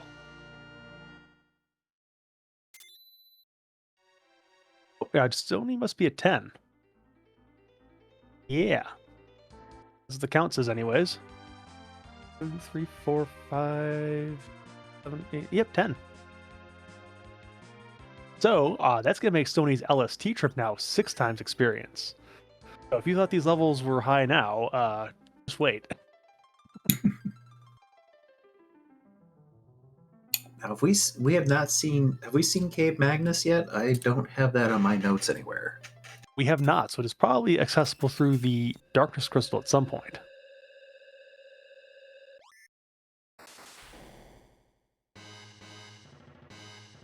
Of course, we need the Twin Heart first, and well, if you need to get some LST boxes open here to find it. Yeah, just because we have our 10 key items doesn't mean we're not still looking for a lot of key items, because we still need the Baron key, and we need the Twin Heart, and the package. Well, we only need 2 out of the 3 of those things. Because remember, we only have to complete 7, and just 3 out of the last 4. We've already got Ordeals, so that's 1 of the 3. We can skip either Baron, Magnus, or Burning Mist. Yep, that is correct. I slipped my mind. Yes, if Kane was the hero, we'd be Burning Mist for sure, but he's not, so maybe we can skip it. Kane just tugging at Palom's cape, asking for this one favor.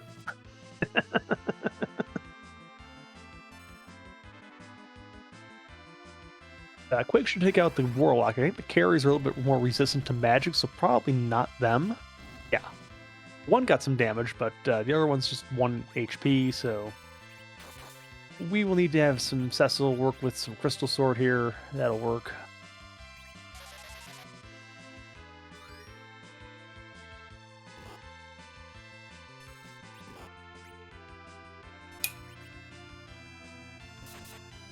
Duran running into low MP, going into the centipede fight inside the Sylph house. Use Cure.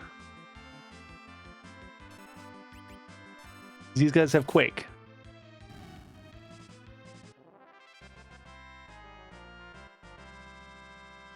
Oh dear. Use Cure. Oh no. I'm scared when this Quake comes out. Just an Excal for Stony on that Warlock triple carry chest.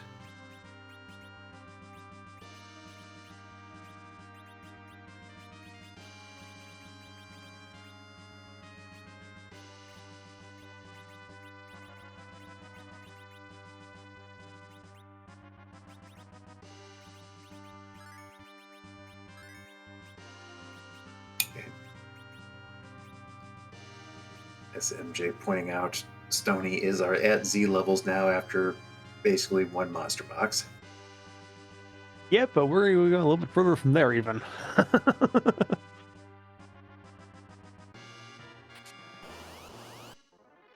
All right, Duran gets through the centipedes. That was very tense because I'm just waiting for a Quake to come out there. Getting that Sand Ruby. Yeah, that's Fortunately, the Berserk on Cecil got enough turns out to take care of the second centipede before the Quake. So, very fortunate. And clearing out the Sylph Cave. Kane does have MP. He has spells too, white and black. He gets 6 of each. 352k. Okay, more multi-level. There's white. There's life 2 on Porok. Another Excal. And why not? Another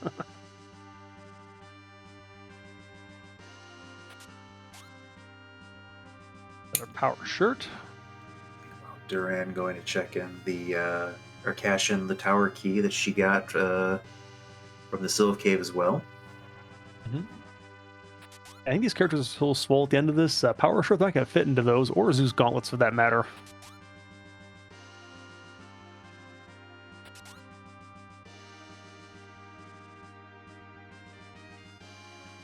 Sword chucks, Plumeria. Sword chucks.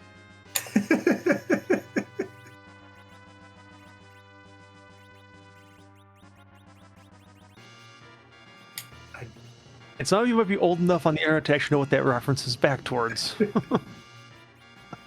Well, MJ recommending a Holy Sword rack, which, I don't need a Holy Sword rack. I do not even own a Holy Sword, let alone enough to necessitate a Holy Sword rack. Oh, he left a chest over there. I'm not sure why that was. Red D over here.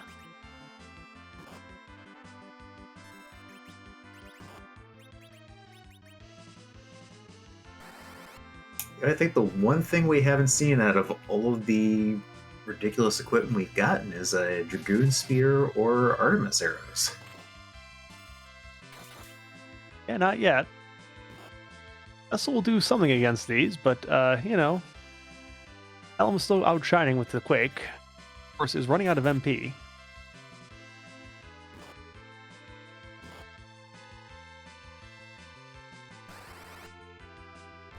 I guess the question for you, Falgrim, is did you get the actual book compilation of the whole thing? 621,000 experience. Okay.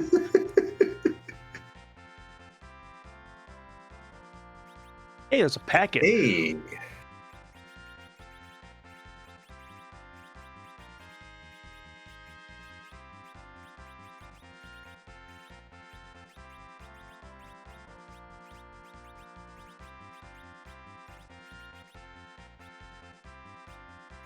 It's like, we don't need grimoires, we don't need black belts, we don't need any of this stuff anymore. It's like, we're too powerful for that stuff. Yeah, even the Hourglass 2 is like, nah. Oh, that one's empty. Sparcy strikes again.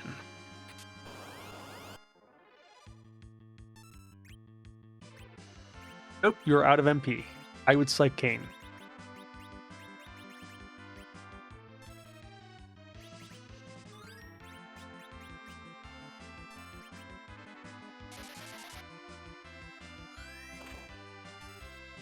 Yeah, 8-bit theater. A very nice thing for us back in the aughts.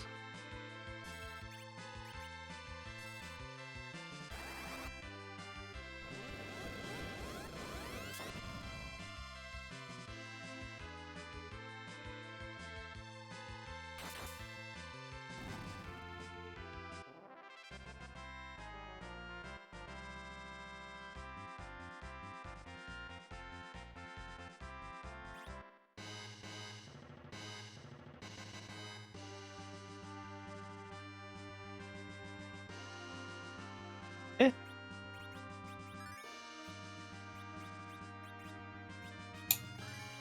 A life staff for Stony on that second behemoth chest.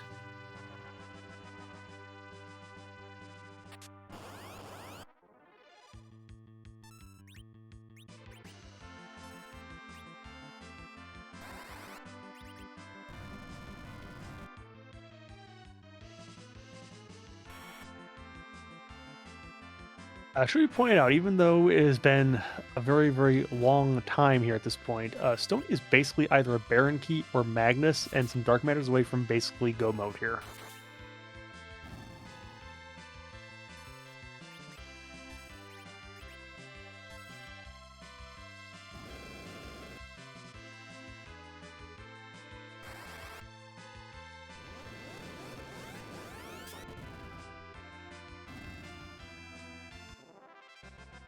Yeah, Homestar Runner, that was the day, huh? Hey, there's a pan. All right. Well, that does open up one more check at Sheila 2, so but the pan bomb itself won't be anything. It'll probably be a Holy Sword because that's just the way the seeds have been going.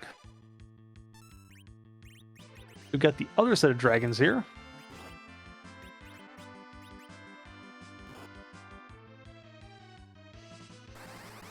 There's the Kane casting sprite, which will be there for a second.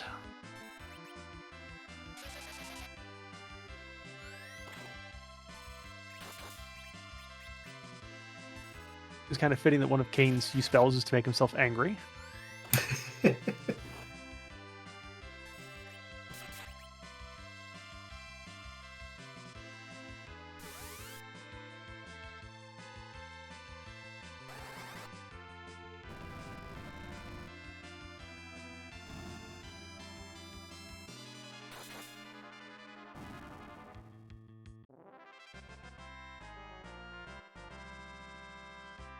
I don't know where the nearest comic book store is anymore, considering all the ones that are shut down around here, unfortunately.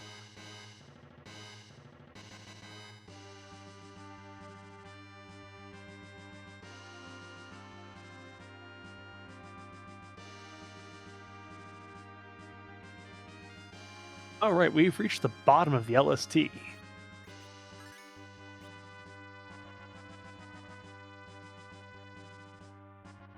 So it's time to check the whites. Oh, maybe not. Okay, ribbon room first. Makes sense, checking the two checks for the price of one. To be a little bit ruder if we had seen this earlier.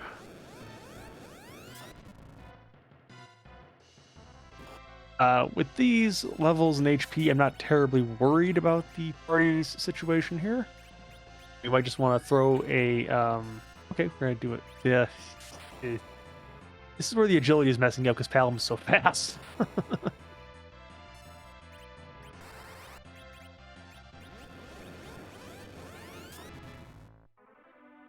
It's probably faster to just simply blast off the HP.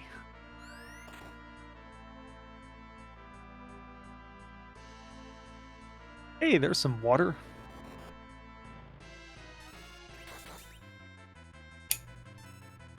But I think after what 3 nukes and a big hit from the crystal sword, Now not gonna be we're much, down to in the shell. much power here, behind so that wave, even if Kanazo got it off. you might have seen Porum go down if it was early on, but yeah, no. The levels keep getting more and more stupid.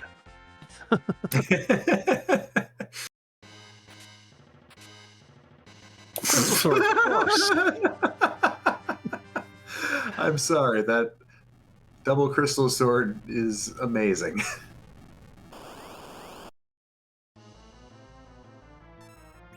Here's an Ashura for your Sunday. Okay.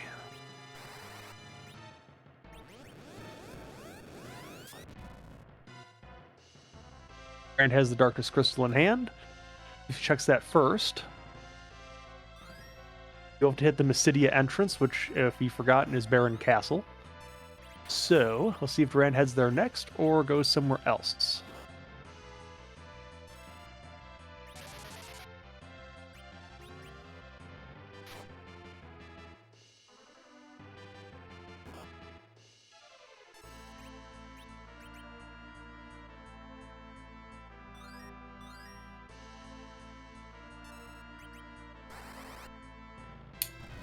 Durand is at 9 key items, so very close to getting that second objective lit up. I think she's remembered this is where the entrance to Mysidia was, or maybe not, going in the LST. Well, that was close. And so far away.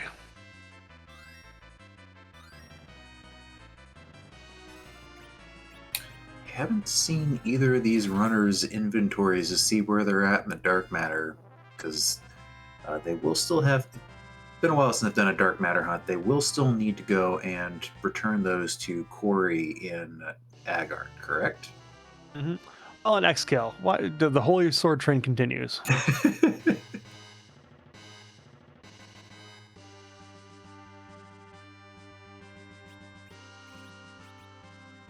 Stoney's at 22.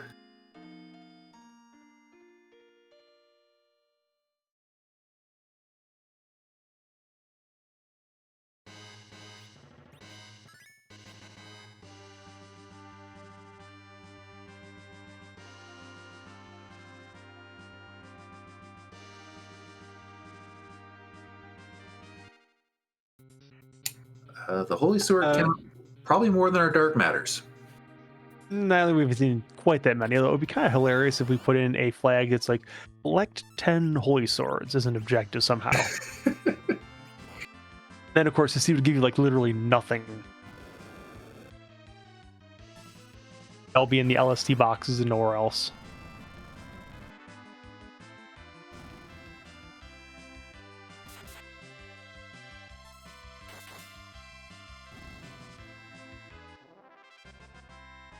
Okay, we are running out of places in the LST to get things here.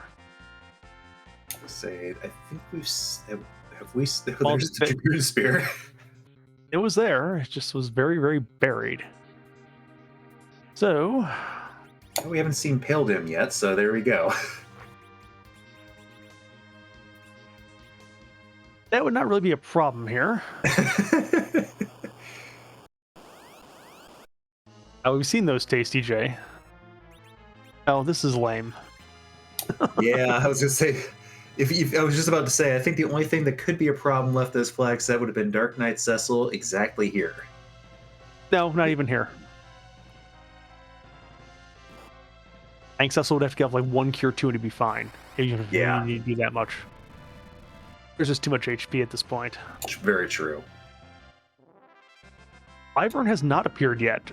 But again, since it's Witchburn, I don't really foresee much of a problem. Okay, 3 altars on the bottom of the moon, 4 holy swords.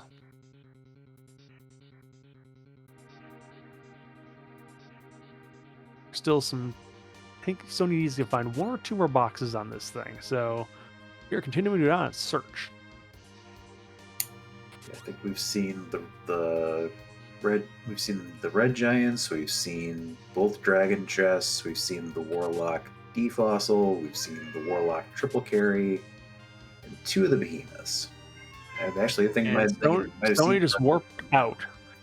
Did Stoney do the crystal altar? I don't think he did. I don't recall seeing it now.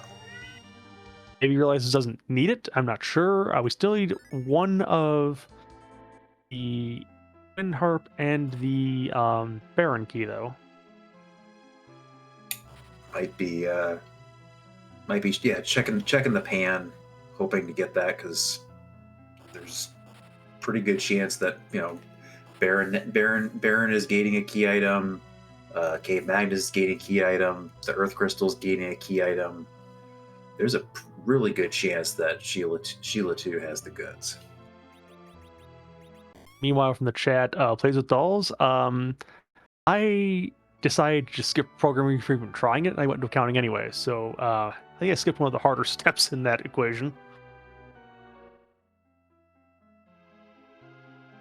So long as the mechanic to feed inventory items to monsters works better than the one in Lufia 2.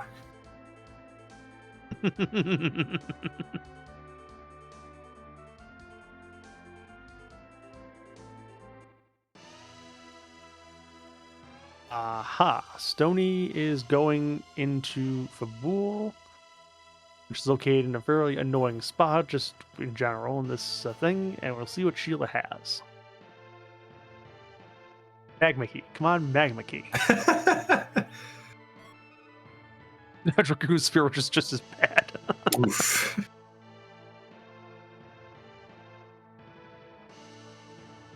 So I think, if my recollection of the seed is accurate, that Crystal Sword Altar, or if we haven't seen all of the boxes in the Lunar Subterrane, that's got to have it. It looks like Stoney's kind of going through the notes to, unless there's something else that they're seeing in their notes that we haven't yet, which certainly possible. You know, there is still the Doggo box in Zot 1. Or not in Zot, in the lower tower of Zot. That's true. And it looks like Stoney has just realized that. Yeah. That'll be a little bit faster than getting down to the Crystal Sword Altar, but yeah. I think that's what my cat's been trying to remind us of for the last hour and a half, is that the Flame Dog chest is still out there. Well, I mean, it could still be behind the crystal. I mean, Crystal could go to Earth, go to Baron. Yeah, you could have all 3 of them chained that way. Oh yeah, no, you absolutely could. Down Goober.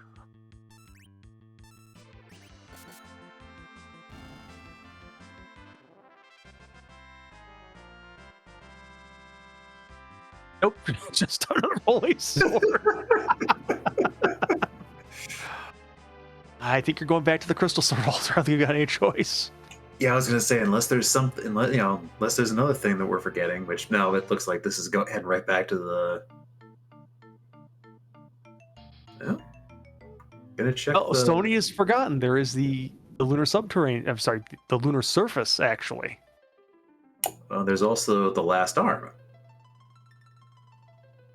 which is available along with the giant objective. Yeah, you have to defeat the giant anyway, to complete the giant of battle anyway for our 4th objective. So, might as well get out of the way.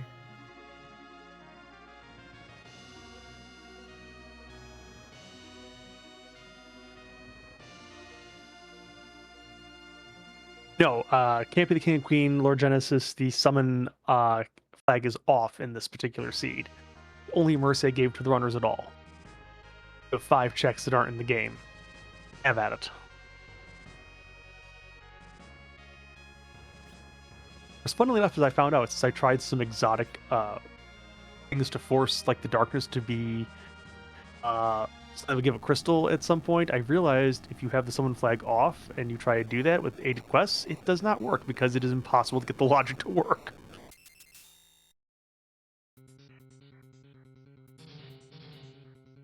First time I've ever seen the generator say base, it's like, I've gone through so many iterations of this, I can't get your flags to work. Sorry.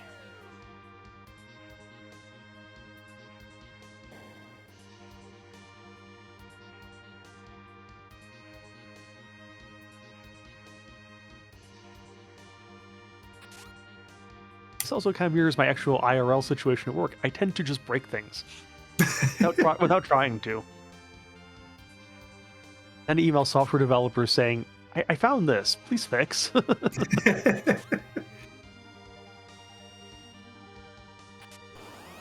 Then, true to form, they charge me for trying to fix their mistakes. So it goes.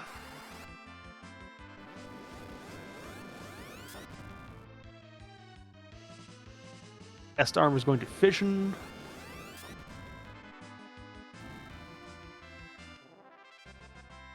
Is this something? Is it an X-Scale? Is it a Crystal Sword? It's a Baron Key. There we are. There we go. Now that is technically go mode for Stony. He doesn't have to do anything more, so he can just go and finish this giant off.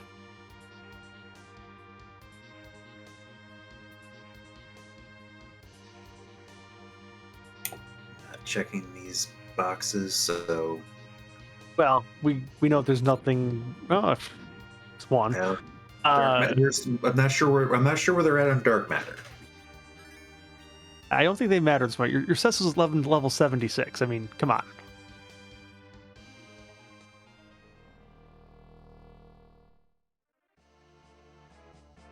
Leviathan.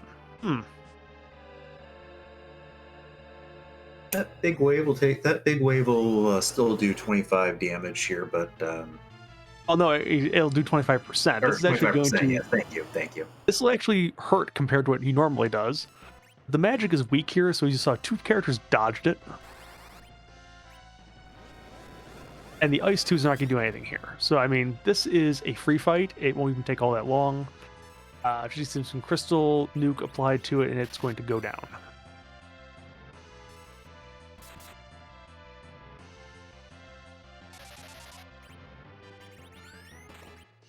I don't know Stoney's DM count. We haven't seen his item inventory in a little bit, so we'll find out. I'm sure he's going to find out when he gets the giant done and realizes how much he has to still do with the looting. Yeah. That was that 20 has opened up a good number of boxes since then.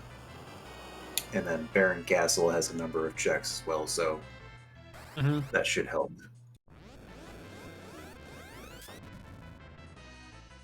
As I recall, the distributions, there's supposed to be 30 of them in the underground, overall mass, like, what, 15 in the moon, if I remember right? I don't remember how it's distributed. Yeah, I can't confirm. That sounds about right as far as my recollection, but it's been a while since I've looked at that distribution, so I can't say for certain. It's still at 22, it looks like. Okay, so needs 8 more then. Duranda's got the package. That's good. She'll be happy to see that. All right, Stony, you should probably save, even though you're all powerful, before you go to the next boss. I would just recommend.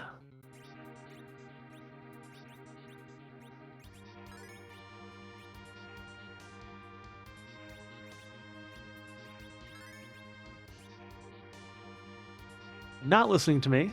Okay. That's fine. I'm used to it.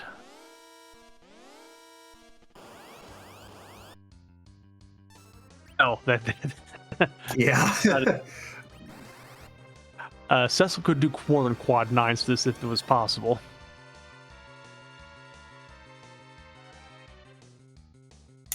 Yeah, this is only 25,000 hit points at this spot. I think that if could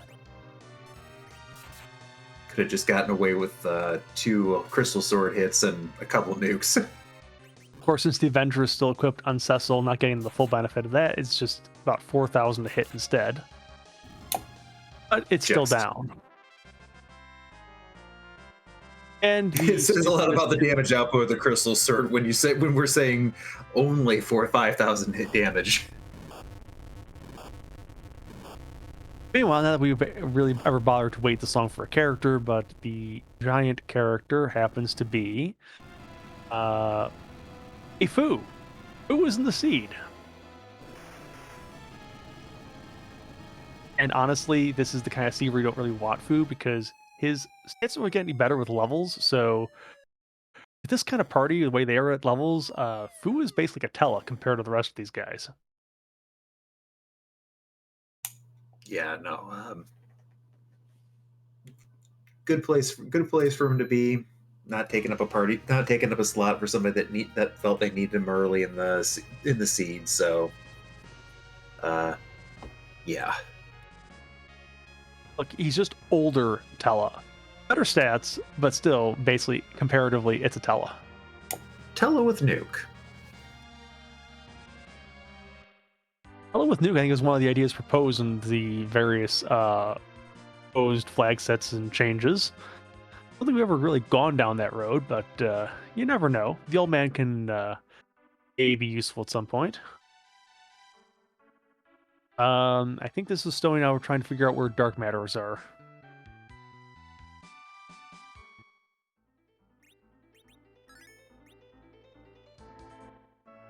Who casts Nuke? And the food is still not cooked.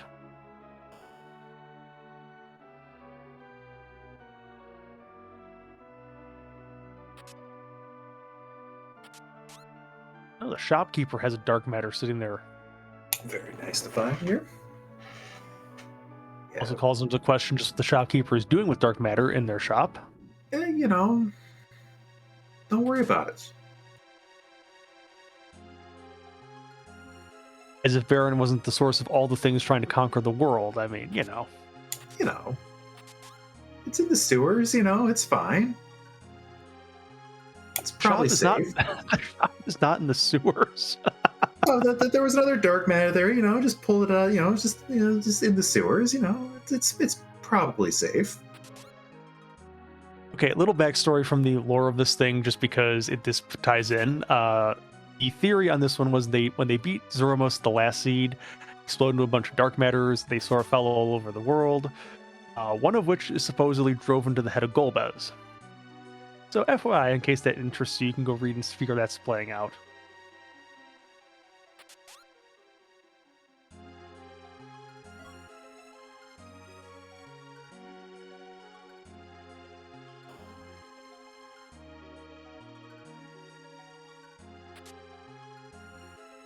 So that's 3 dark matters already behind the Baron key. So good chunk of the way that Stony 25 for Stony. And now this is where the Baron door is in the entrance and door randomizers. Reason being is, I think, just because that sewer tunnel can possibly do various things. That's kind of why I think it's there. Someone else could probably give me the exact reason why it's there. I just know there's a reason why it has to be there.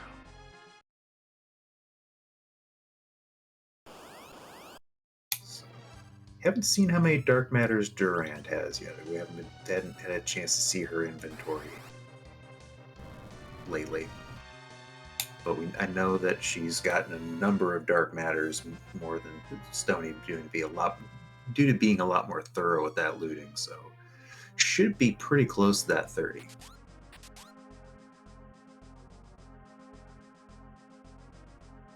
Yeah, check of the Baron Treasury here.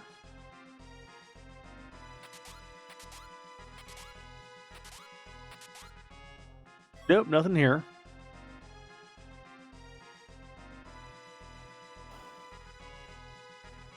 Gonna check more on the right tower.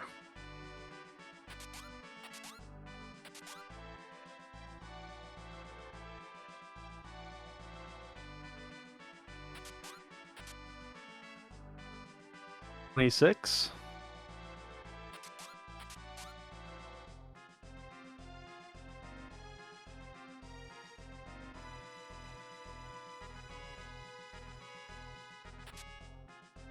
$27.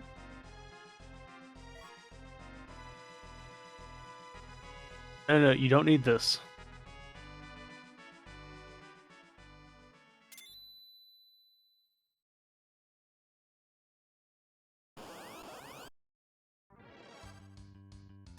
Hey, there's Wyvern. Spice 1.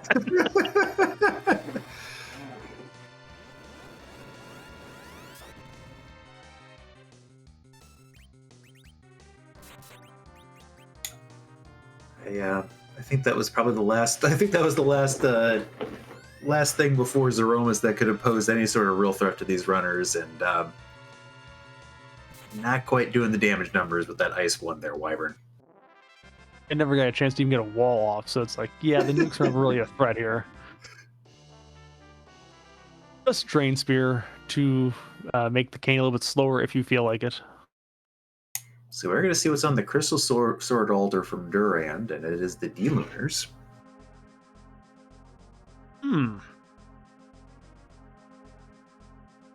Your 4 is probably done enough here for this.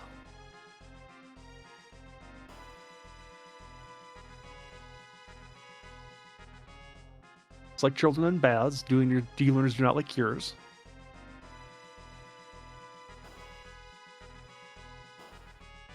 Our tracker Fulgrim pointing out Durand has 26 Dark Matter, so... So Stony is caught up. I mean, Stony has 27 right now. Yeah.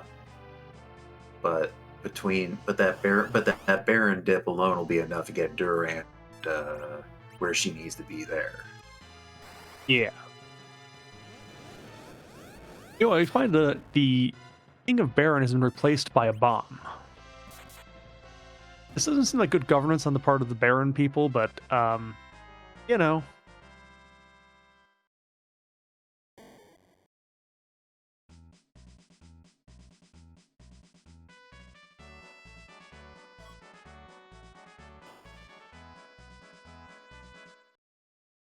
Explosive leadership, I like that one. It's a Murasame sword, so Crystal Sword Altar is a good fate, turns out, for Stony, even if it's unintentional. Yeah. So that's probably about the one. That's another one of the few things we haven't really seen. We haven't seen that many ninja swords, so both runners picking the optimal party given the gear and everything else for this flag set. Golden apple in the trash can.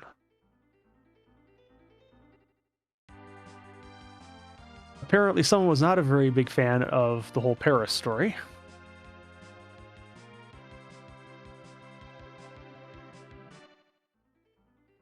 Or they were trying to get on Baigen's good side, and he just kind of... Hey, do you want more foo? And we're going to get Black Mage from the aforementioned 8-Bit Theater to blow things up, which is very on brand.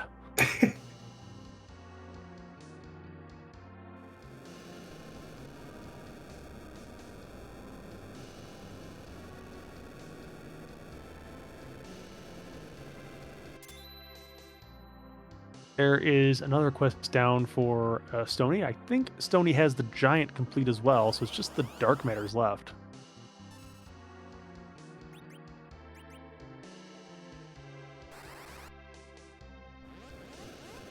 I think the retelling there, EMJ, is the king was a bomb who gave a bomb to the bomb, and yeah.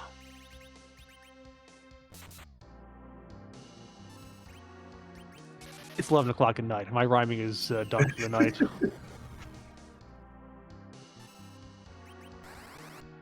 Sony's going to actually try to just simply defeat the mop instead of just letting it take its course and blow things up. I was going to say that maybe, a little bit faster, given how much faster Palm is compared to the mop. It might take a little while for them to summon the Titan, or might just be having a little fun after 2 hours. And down goes the mop.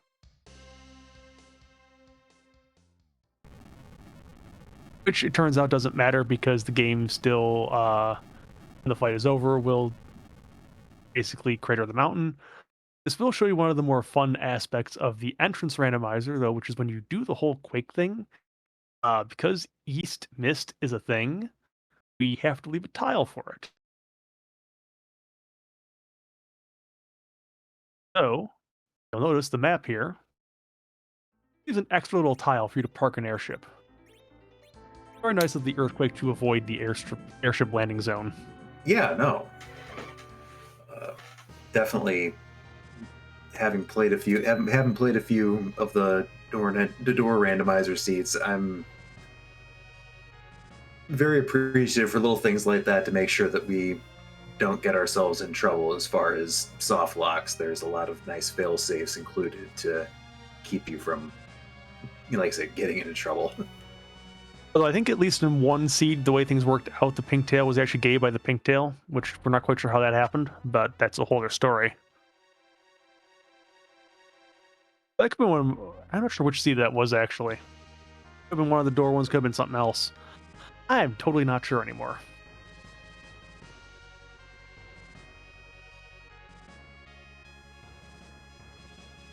And give K value a check here.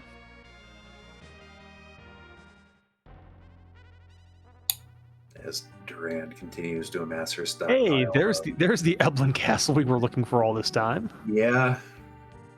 I think this is going to be a pretty loaded Eblin Castle.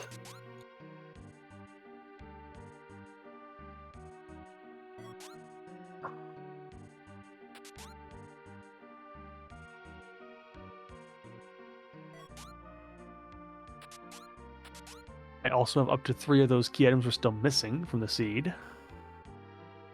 I think Magnus is the only thing we haven't seen that could have a key item check behind it. Earth Crystal 2. Yes, although since we haven't seen either of those yet.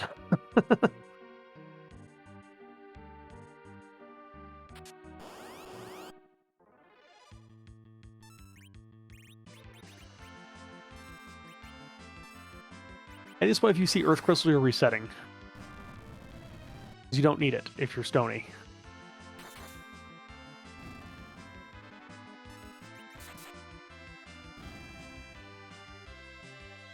All you need is enough dark matter to get to 30.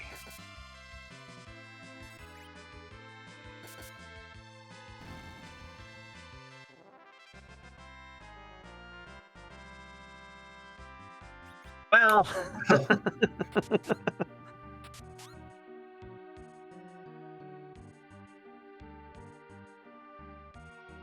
The episode may be named after a Johnny Cash song, but right now we're dealing with a Three Doors Down song as we've got our kryptonite.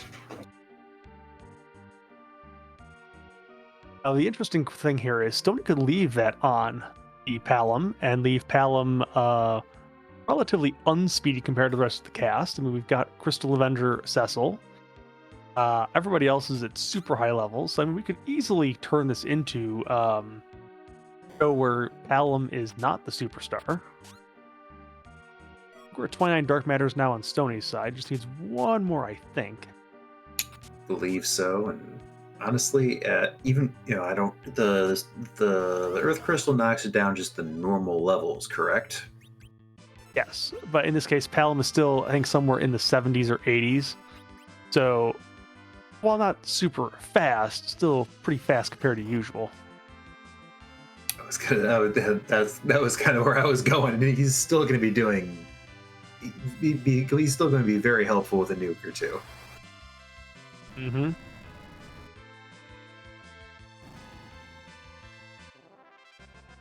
All right. Does Staleman have anything? They got a crystal sword. Everybody's got a crystal sword. And if Oprah had crystal swords, she should be giving them out too.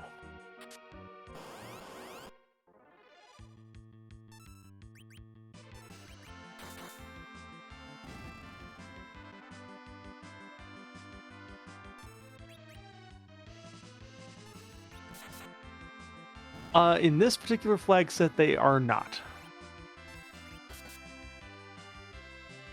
Oops. Unfortunately, the party's so high now that was supposed to have no chance of really landing. But Yeah. a charmed Cecil could have been a little bit of a headache here. Oh, more crystal sword, of course. Stony still is one short.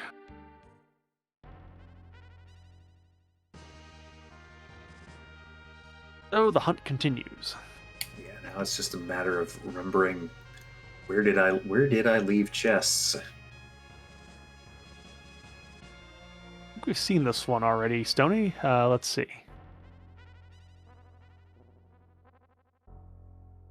Yep, this is Lunar Path we'd already seen.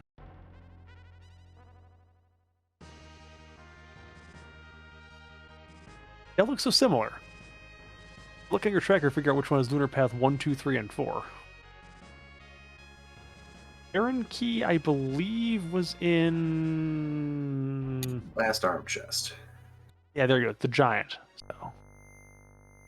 Hey, we found Magnus. We have no twin harp. So I think that was the last entrance. Fitting, I think.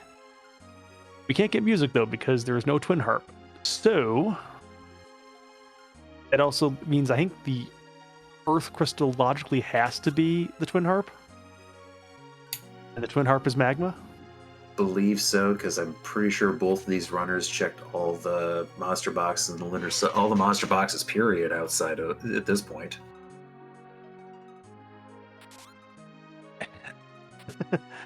Hey, Stone, I think finally got the last one. There it is.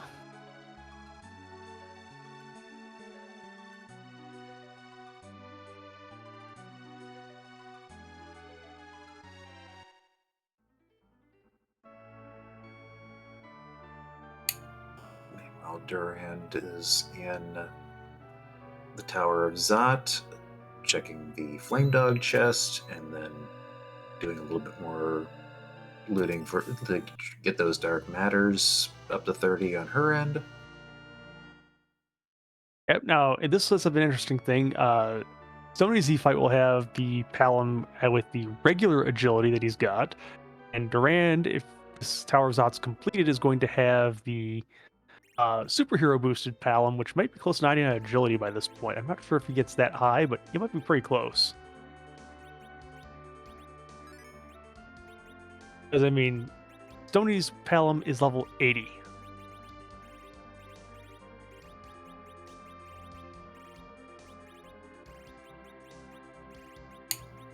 Yeah, let's see if he gives us a view at the stat window.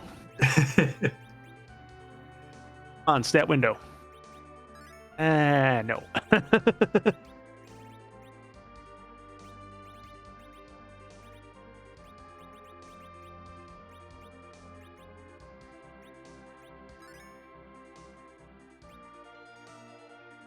At this point in time, you don't know the exact number. You don't really need to know the exact number. You just know it's really, really high. Yes, although in this situation, I'm pretty sure that Cecil and Rosa and Kane all outspeed the Palom. Yeah, especially since I believe... And Porum too, actually. Yeah, Stony did slap the Artemis bow on Rosa as well, just to make sure of that, I think. Either which way, this should be a fairly fast Z. So there's a bunch of Z flags here in the chat. Rowdy, I mean, it's time for bed. That's a great idea. I'm on board with it. Okay, Plumeria, you can cut the feed now. We can just go to bed, right? No. Why don't you explain what's going on there, Rowdy, with all these Z flags? Well, Zeromus is the final boss of Final Fantasy IV, spoilers, and unfortunately he is too big, too bad, too powerful, and way too complicated to move to any other place in the game. So we let him in on the randomizer fun by letting him pick from one of several hundred custom sprites that our community has created, which leads to a question that's been on our mind for the entire evening. Whose butt are we going to kick tonight? And since it's tax season, can't do your taxes. Does it have a hat? Is it presentable in public? Yeah. Is there a butt to kick, or will this party very gleefully create one to kick it?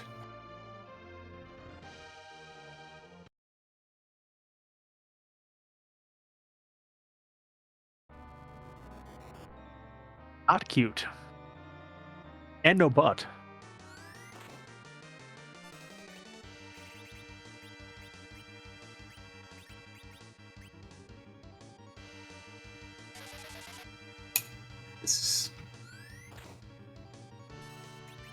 I think this is almost sort of the perfect sprite for a sea that has been as rude as this one has been to the runners.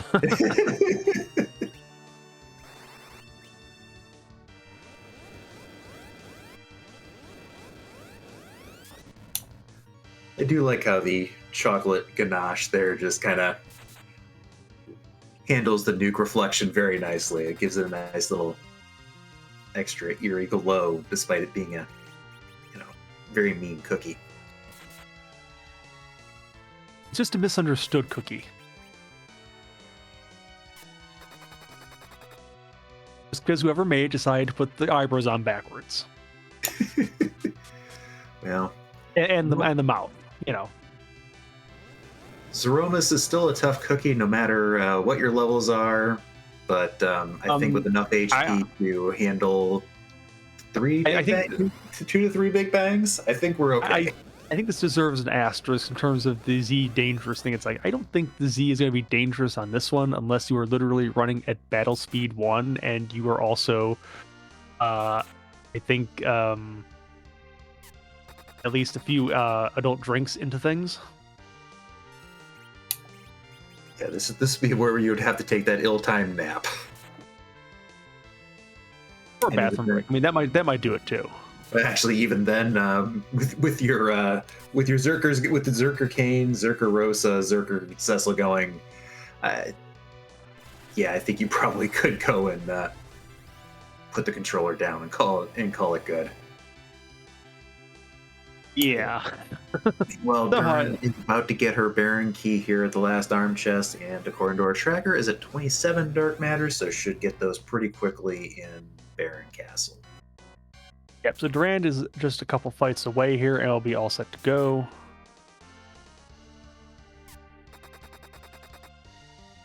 Unfortunately, on a seed as challenging as this, we are not going to get a look at music, it looks like, so...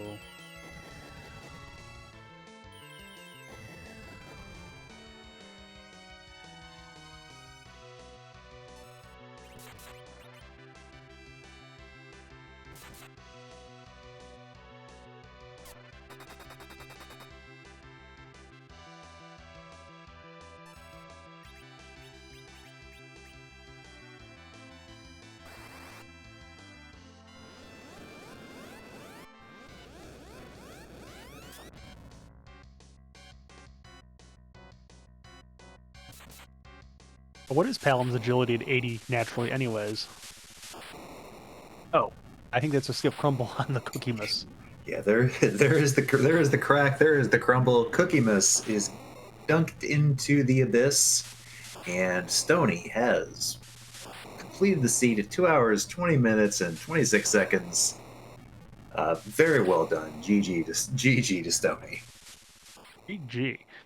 This brings up a question. What exactly does a cookie taste like when it is dunked into the abyss? Well, that would make it abysmal, so probably one that I picked. You're one of those people who has a little bit of challenges with the baking, huh?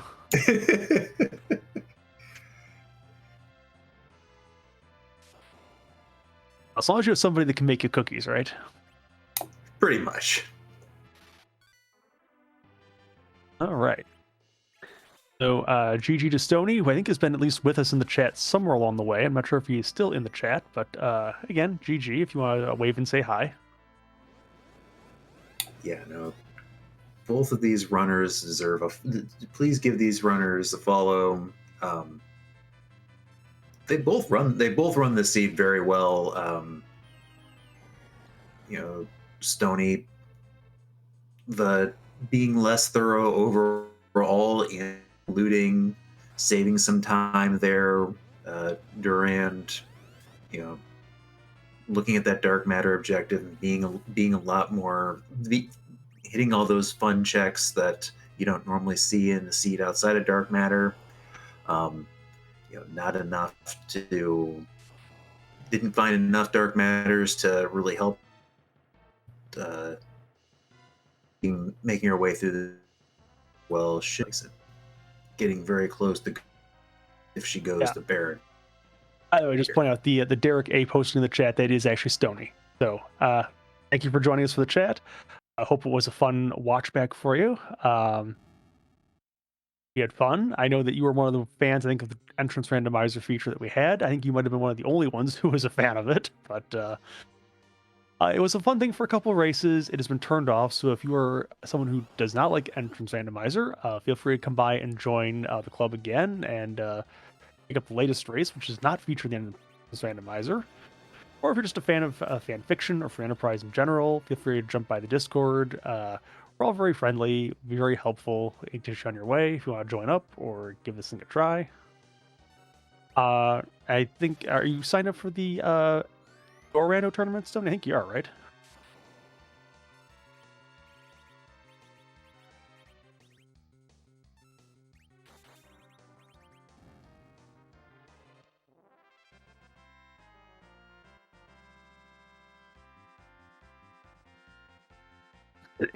Excuse me.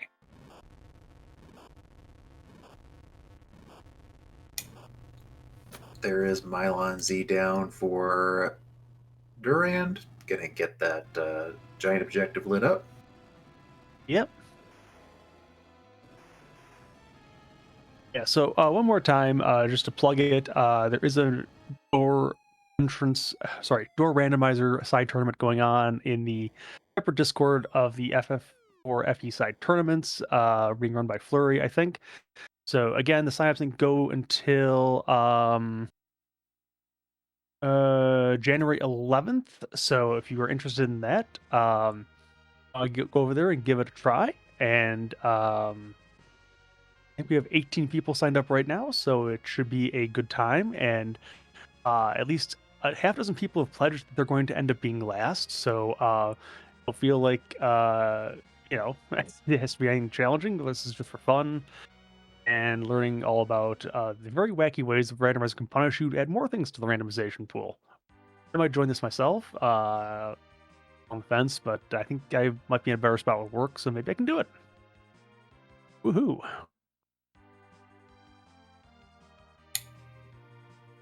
Yeah, everybody gets to make those claims to be last place till I show up. Then that I've got that on lock.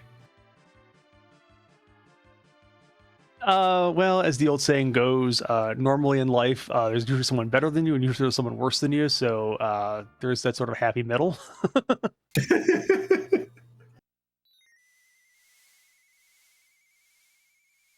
Black Mage going to be summoned one more time from the annals of the 8-bit theater to burn down our village of Mist. Definitely starting to. Definitely on the down on the this scene on Durand's side. It's also fitting that a white mage is on the screen for this, considering the storyline of the 8-bit theater. So. And Durand will just choose to let the mop go do his business.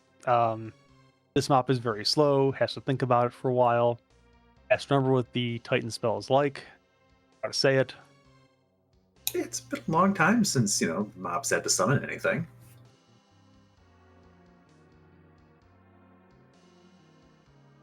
And everybody dodged the quakes, even though the quake never actually happened. The mountain still falls anyways. So good job, mountain. Once it fell apart when nothing was even summoned, and the other time quake never even happened and it fell down anyway.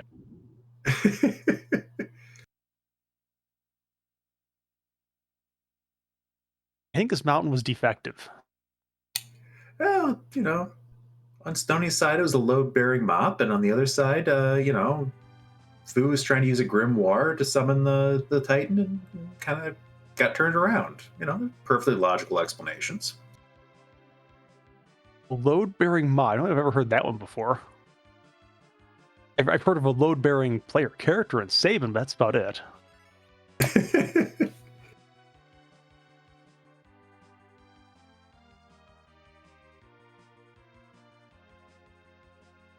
Tony is remembering where the entrance to Troya was, I think. I think this is one off of where you want to go. Oh, yeah, this is Barontown. Yeah, still needs to clean. Still needs to get that. Yeah, this is Durand number 1. Sorry. And yeah, Baron's supposed to be completed. So I thought we were going for Troya in the past. I'm a little bit behind the times. Sorry about that. It is 11:31. Durand not doing any looting here. Does she need it? Yeah, no, that was gonna be. That's where I'm. I know just a little bit ago, while she was in the giant, I believe Fulgram, our tracker, said that she was at 27. So, Mm-hmm. And meanwhile, Fogger is telling us that after 2.5 hours, he's even forgotten this was an entrance rando. So I we've all been there, I think, at some point doing these entrance rando flags. Those are so plated. Like you go over to Troya, it's like, oh wait, it's not actually here. muscle memory is a big thing. Which also says that half the time the brain's just on autopilot.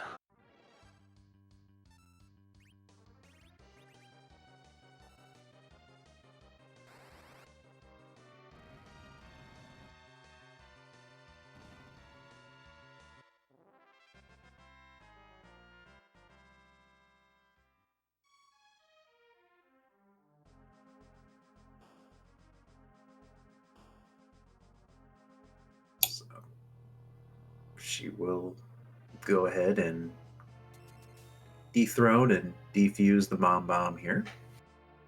We're not technically dethroning it, we are actually exploding it.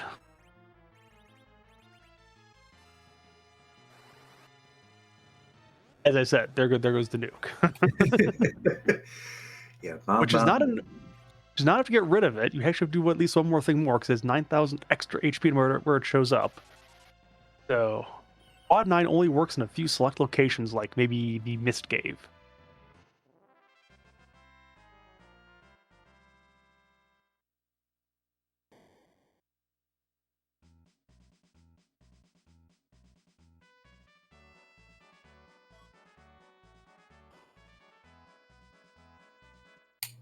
Okay, well, the king is defused. Long live the bomb, I guess. Using explosions to stop an explosion.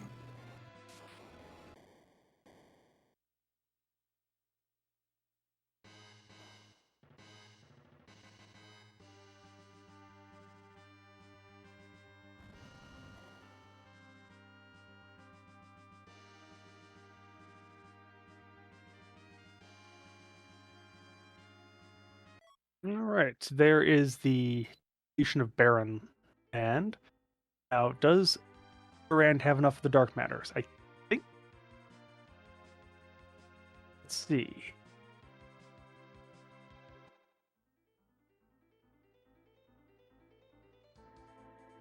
I was going to head for the town of Agard, I think.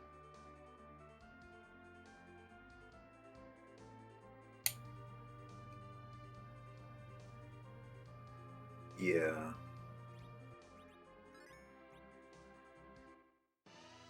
Queen is level 86. Oop, this is not, I think, where she wants to be.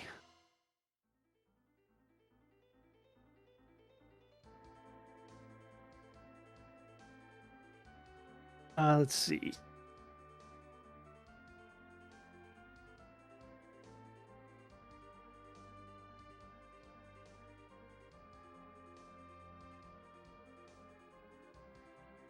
Give it a thought, and we are heading over to...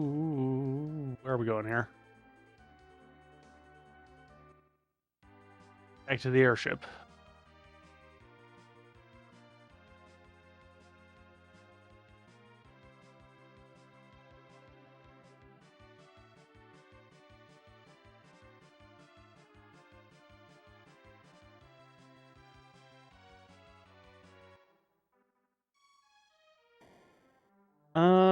Could be East Mist. I don't remember exactly.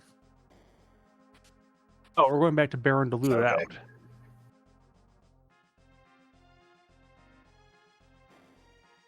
Good plan.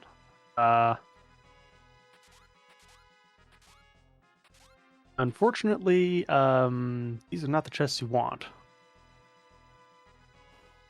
Now, if I remember correctly, there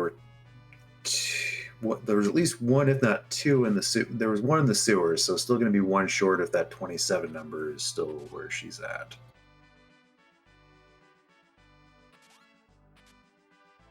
That would be 28, I think, at this point.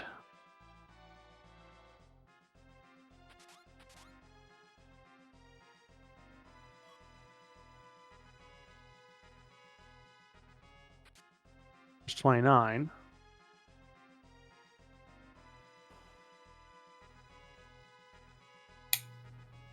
Yeah, and this long into a siege, so I'm sure that the mind has got to be a little bit tired because for Oh. enterprise seeds, typically don't go this long unless you're playing lit 3. I think we might call this lit 2.5. And yeah, even then, the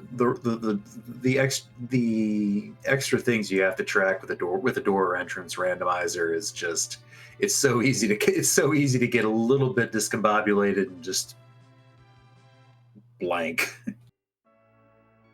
Yeah, and as I said, eidetic memories. This is the kind of flag set for you because you have leg up over all the other people like me and 90% of other runners who can't keep track of these things without writing them down. Okay, good. Grandma's gotten 30, so I had the count right and crystal time.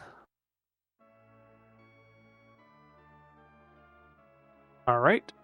So now Duran just has to remember where the town of Troya was, which let me see here.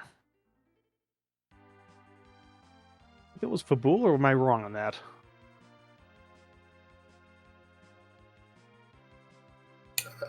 Yeah, I think either Fabul or the Juggalo Forest up by Fabul. Yeah, I was gonna say I thought that earlier when Duran was heading to the forest that was not right. So come on, show us what Palom's agility is.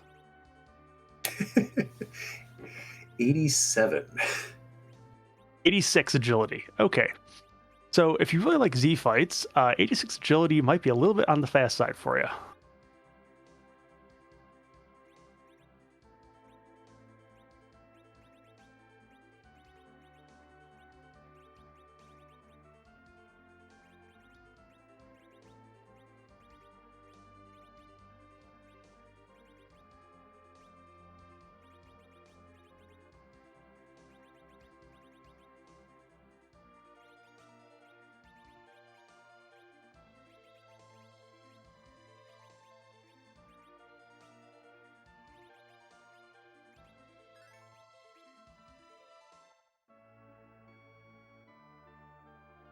I guess it is technically possible to get Palom at 90 agility if you throw like an arty bow on him or something, or a crystal ring, but looks like he is just not quite fast enough to get there on his own.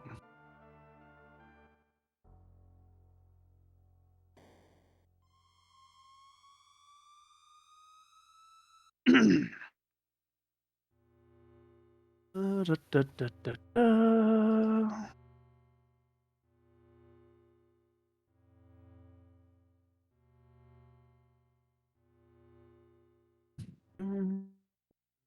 So Durand getting ready to go into the final fight, going to be faced with a very, very angry Cookie.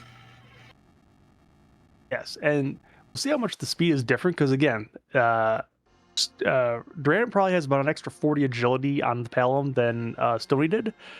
The feeling that it's gonna be a little bit different of a feel. Yeah, you're definitely gonna see how much the Earth Crystal, the superhero stats differ compared to the regular hero stats here.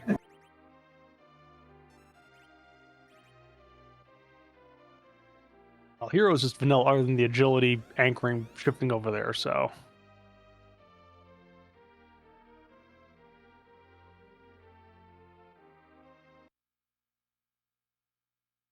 Cookie has landed.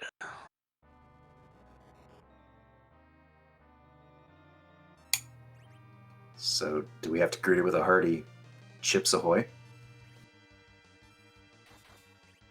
No, just a hungry appetite. The best problems in life are the ones you can eat.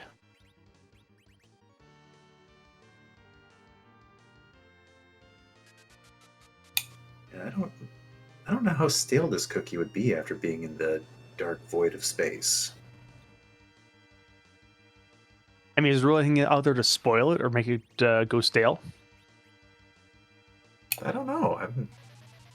Have had remarkably few space cookies, so I don't know. I don't have much experience in that.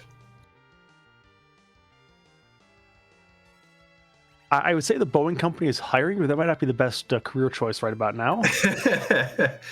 uh, yeah, I think I take my chances fighting the giant angry cookie that can use the Big Bang attacks and nukes. Well, it actually has to get the Big Bang off first, which I think it's going to do, but if you do 65,000 damage before it gets the Big Bang off, it will just simply end the fight right there.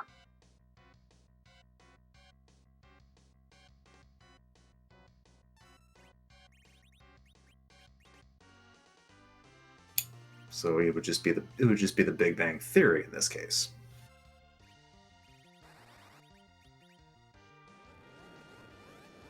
Yeah, sounds about right.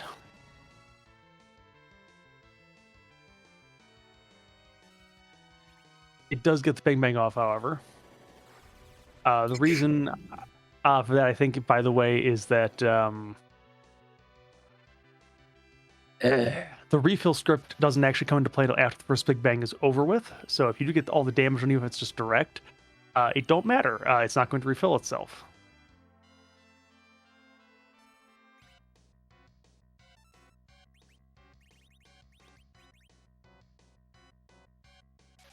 It is also possible, if we have reflex at the right time, that a direct attack might kill it anyways, before we go through all the HP. Or it's just done now. Yeah, I was gonna say it was. I was waiting for it because I knew we were pretty close because those spells are coming in very quickly and hitting very hard. So GG Duran getting through the seed 2 hours 39 minutes 32 seconds. Excellent job. GG to all the runners who ran this lovely seed that got rolled, or this troll, if you will, whichever way. For those who don't know, I do have something of a thing where the seeds I roll tend to be a little bit unpleasant. At least some runners think that. Still in the chat, Goober. Anyhow. But yes, please, one more time, give these runners a follow. Show your appreciation for them. Appreciate them allowing us to do the VOD review with their streams. So thank you to Stony, thank you Durand. Yep. And also a thank you to Plumeria for restreaming this rather long installment of a Survivor Seed, almost 2 hours 40 minutes there. So thank you. Fallgran for doing the tracking and having to stay awake for the first hour when there was nothing to push as far as buttons go. Again, thanks to all of you who came out to watch the race. We do appreciate you as always. And if you like entrance and door randomization, we are actually going to be sending you off at this point to Pankraz, who is running a doors pickup seed that was initiated while the race was ongoing. So if you like your door randomization, now door randomization is even more messed up than the entrance randomization you just saw tonight on this stream. So if that kind of thing is something you like to see, we got more of it for it. So again, on behalf of everyone at Free Enterprise, my name is Garen, the club captain. Feel free to come out and check us out in the Discord, and have a great night.